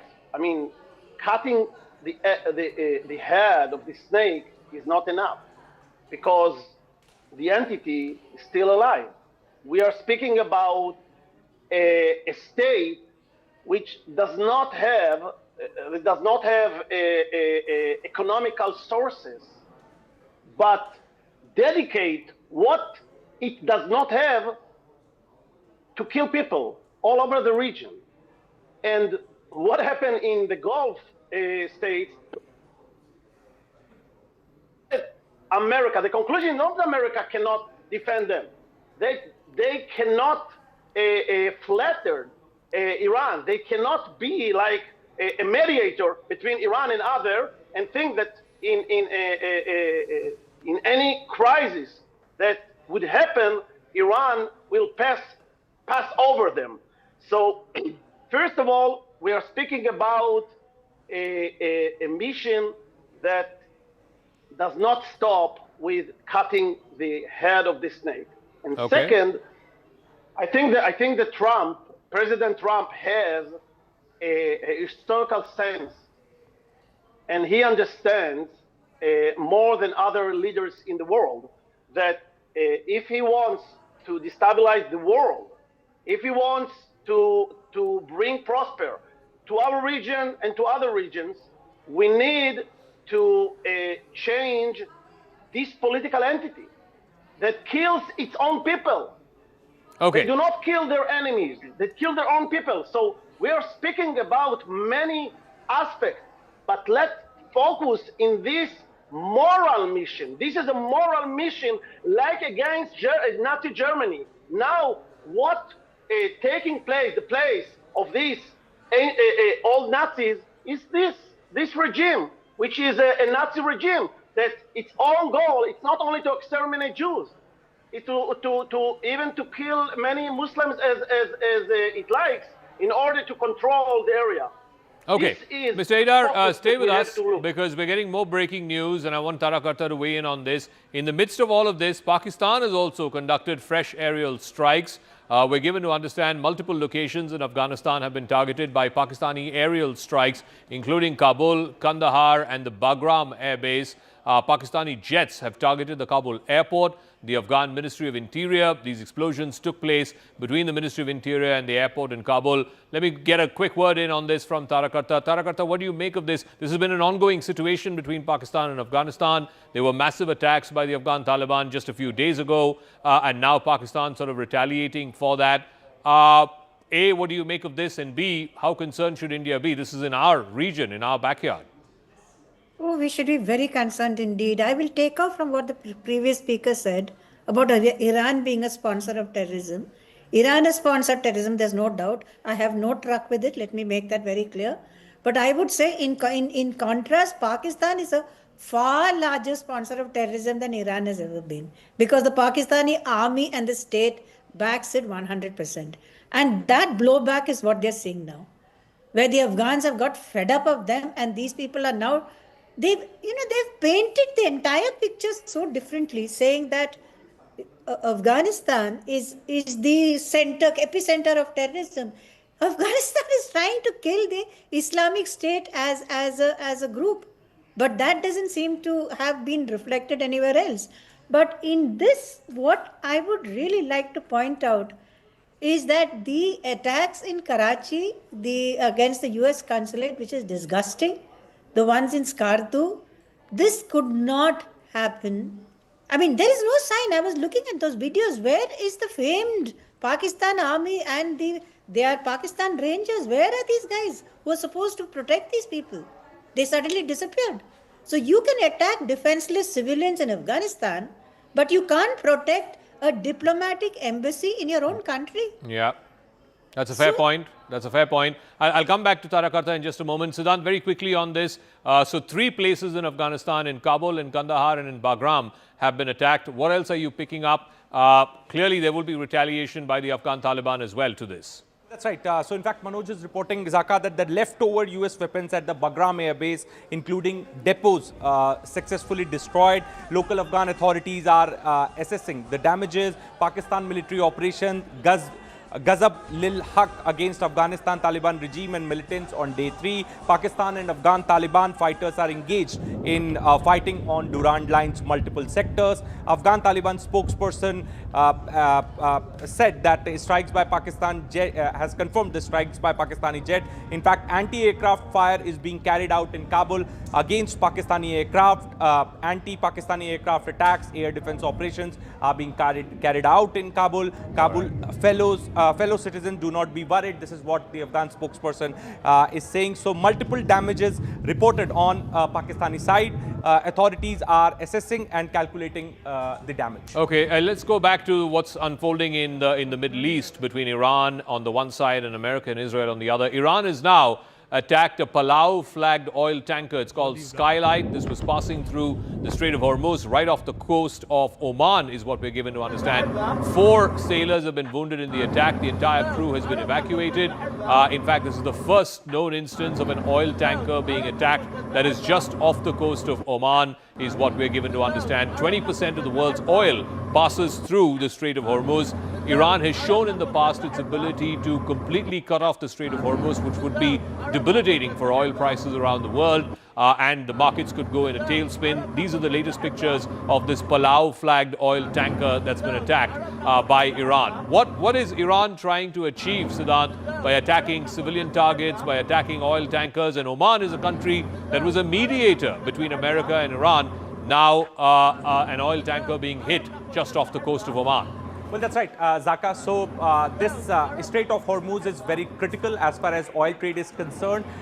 World's 20% oil trade passes through this route, and in fact, in the past also many times Iran threatened to close Strait of Hormuz. Now, yesterday, after U.S. and Israeli forces conducting joint strikes in Iran, IRGC announced that they will be closing the Strait of Hormuz. Perhaps this is the ultimate escalation, perhaps which was announced by Iran yesterday, and now today we're getting to know that that this vessel, Palau-flagged oil tanker Skylight, which was passing through Strait of Hormuz right off the coast of Oman, have been attacked by Iranian forces. 4 sailors have been wounded in the attack. The entire crew now has been evacuated. So it's a message which Iran is sending to other countries in the region, outside the region,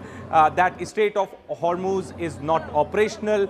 Don't take the route of Strait of Hormuz, otherwise they will also be meeting the same fate. Their vessels will also be meeting the same Siddhant, fate. we'll leave it at that. We'll come back to you as and when there are further developments. Remember, this is having a huge fallout across the Middle East and in the wider Islamic world. In Pakistan, there have been attempts to try and storm the consulate in Karachi, the consulate in Lahore, in Skardu as well. Now the U.S. Embassy in Islamabad has put out a statement. We are monitoring reports of the ongoing demonstrations at U.S. consulates in Karachi and Lahore, as well as calls for additional demonstrations at the U.S. Embassy in Islamabad and the Consulate General in Peshawar. This is again a concern as far as America is concerned. Remember, the same Pakistan, and Tara Karta was making that point, if we can go back to her, Tara Karta, they can't seem to guard diplomatic compounds in Karachi and Lahore, the biggest cities in Pakistan, but they're happy bombing and aerial striking, targets across the border in Afghanistan. Just what is going on with Pakistan? The concern and the suspicion has always been, let me get Tara Karta in on this, that much of this is orchestrated and it's being allowed by the Pakistani quasi-military, quasi-civilian state. Oh yeah, so far you saw that when just before they, agreed to the Gaza deployment, for example, I'm just giving an instance, there were these, these huge, massive protests on Gaza. The moment the military said, okay, we're going to be part of this deal, no protests, nothing after that. So these are highly controlled ventures, one. Number two, I want to say much of this, I just feel so sad. Israel has got this.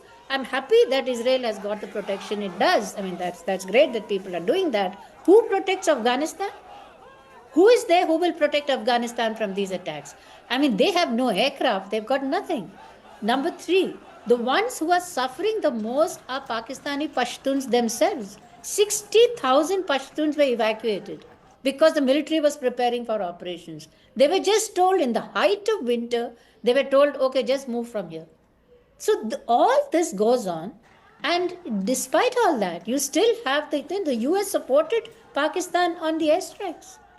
I mean, how strange is this policy? So I'm only assuming that they don't want to open another front. That's all.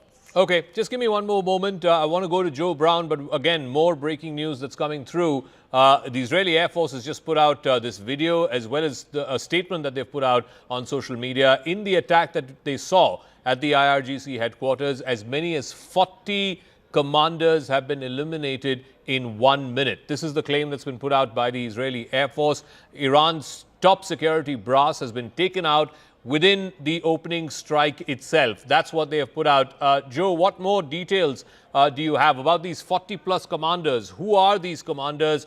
What are the known confirmations that we have of the top Iranian military and IRGC commanders who've been eliminated? This video has also been shared by the Israeli Defense Forces. Yes, Joe. So, as you say, 40 commanders were supposedly killed within that 1 minute. These are all people who are very close to the late Supreme Leader. It's likely that he was also included within that one. But these also include the leader of the Iranian Revolutionary Guard Corps, the defense minister, the leader of the nuclear program and close advisor to Khamenei, Ali Shahmani. And this shows the Israeli superiority over Iran militarily. The fact that they were able to wipe out an entire group within 1 minute. They say that they knew that they were going to be meeting at this specific time, and that's why they decided to attack right then. This is echoing what happened with the war with Hezbollah, where the strikes killed the leader of Hezbollah, and it was done so because they knew that they were going to be convening in a specific room at a specific time. And that shows the level of Israeli intelligence. The fact that they were also the first ones to announce that Khamenei was killed because they had picture proof. They have infiltrated Iran in such a deep level, people in the streets. I remember a while ago, Ahmadinejad said that they actually created a squad to try and weed out the Mossad agents within the Revolutionary Guards Corps. But the leader of that was actually a Mossad agent himself, and 20 other people within that unit were Mossad agents. That shows the level of which Israel has intelligence and superiority in Iran. And this is why they've been able to carry out these attacks. In order to change a regime, it's going to be very hard to do so without boots on the ground. The US definitely do not want to have boots on the ground. They have very bad memories of what's happened in the Middle East over the last couple of decades. Israel doesn't want to have boots on the ground there because there is a severe shortage of IDF reservists. They've been worn out, suffering from PTSD over the last couple of years. So they want to try and avoid this as best as possible.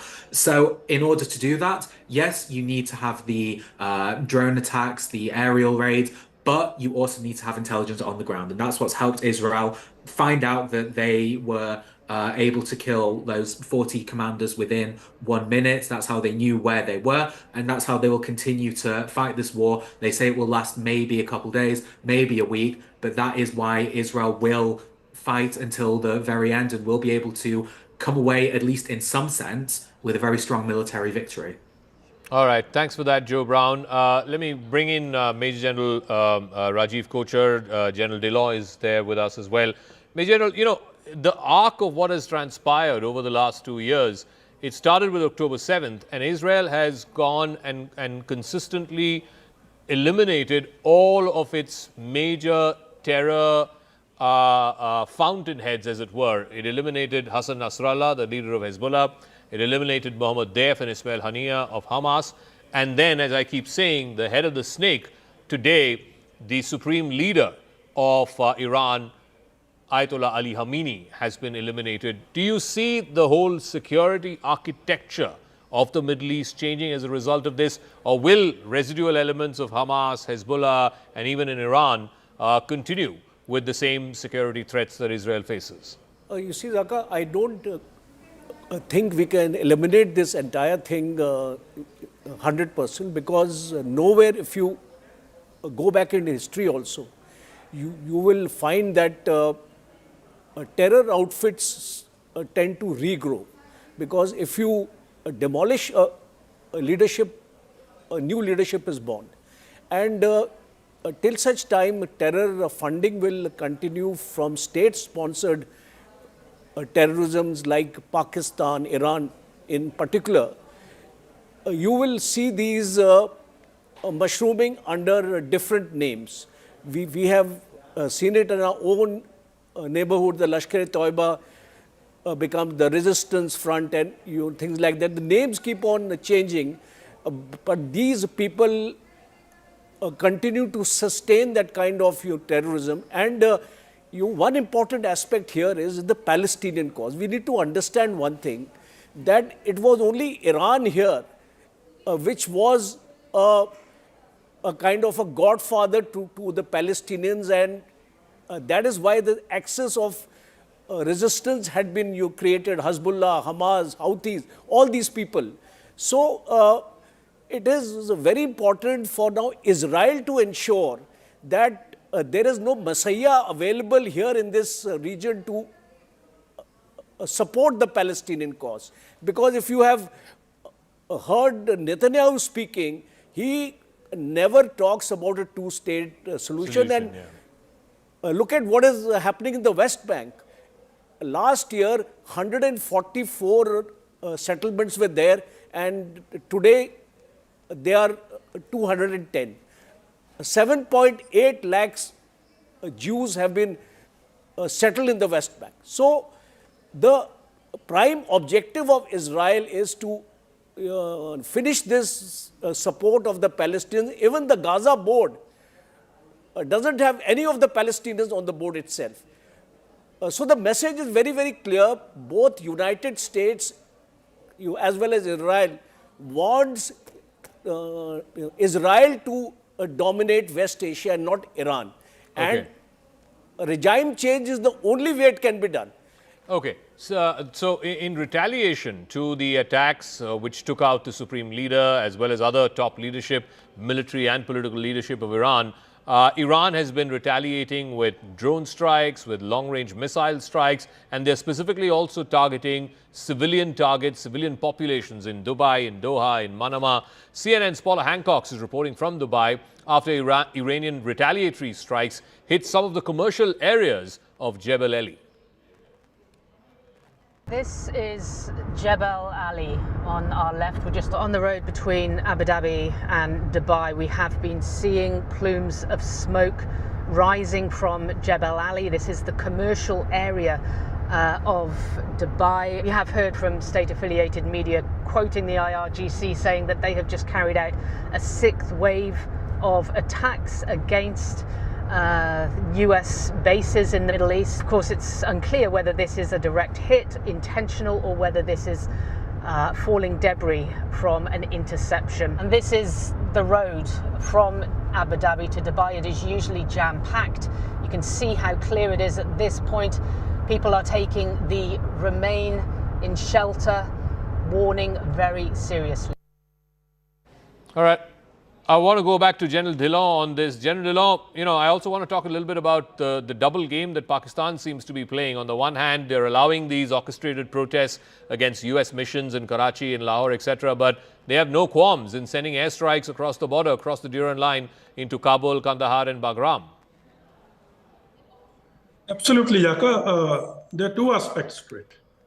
One is Pakistan military, which could not protect the houses of their own corps commanders. In May, a few years ago, the civilian protest. How do you expect them to do anything?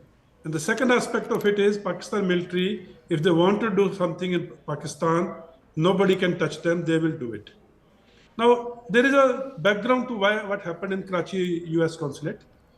See, if you look at Iran's map, the whole air defense, I make this point again and again, whole of air defenses, and this has a link with the Afghanistan strikes also.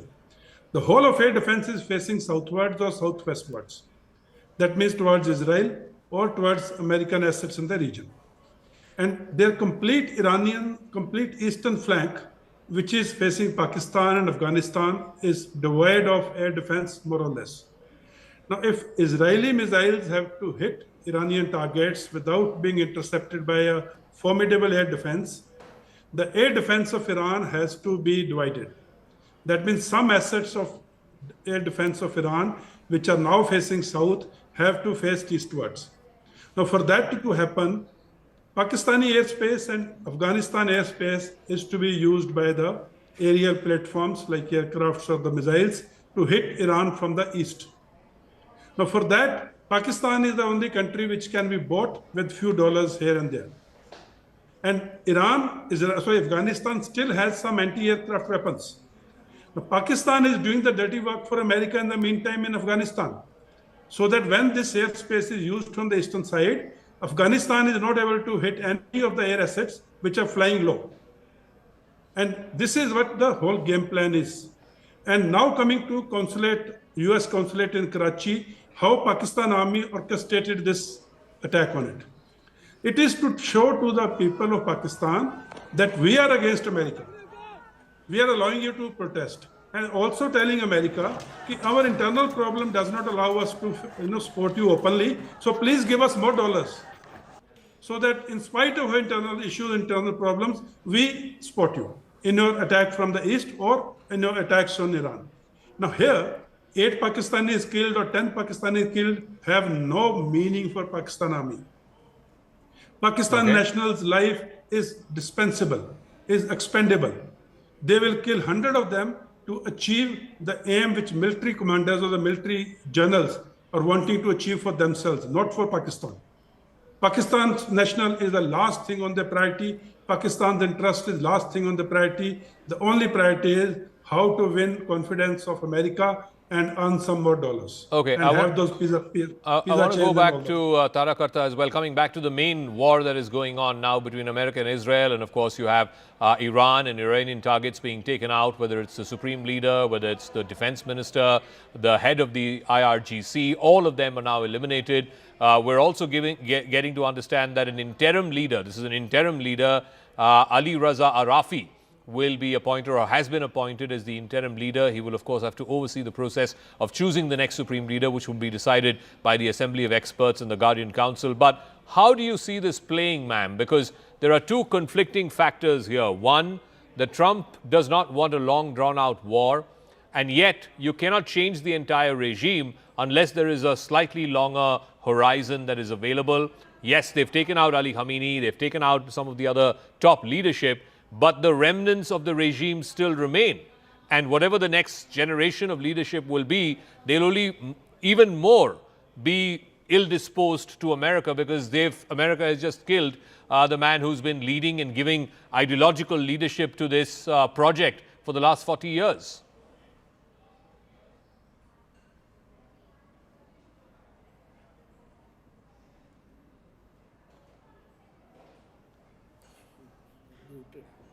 Tarakarta, I think you're muted. I think you need to unmute yourself, please. Yes. Yeah, sorry. See, I was from the beginning on your show, I've been very puzzled as to what is the US's ultimate objective, because you had Omani foreign minister. The Oman is now extremely reliable negotiator. They had said that the Iranians had agreed to zero enrichment. That was the last positioning, right? Now you have your guest who says, no, that's not enough. You know, US wants to take out the missiles as well. It wants to take out everything. Having taken them out, they can just walk away. You know, because you can't stop terrorism with any number of missiles. Can you, unless there is a plan B, which says, I have this ready-made government which is willing to step in and take over things in a covert manner. Like I said, much like Bangladesh, what happened? They brought in this lot. Did it succeed? It didn't. Putting any kind of outside regime into a country is an extremely tricky business. And it requires a lot of patience and perhaps some boots on the ground as well. Okay. But they're not going to do that, right? So what is the option? I think from what I sense here is the idea is to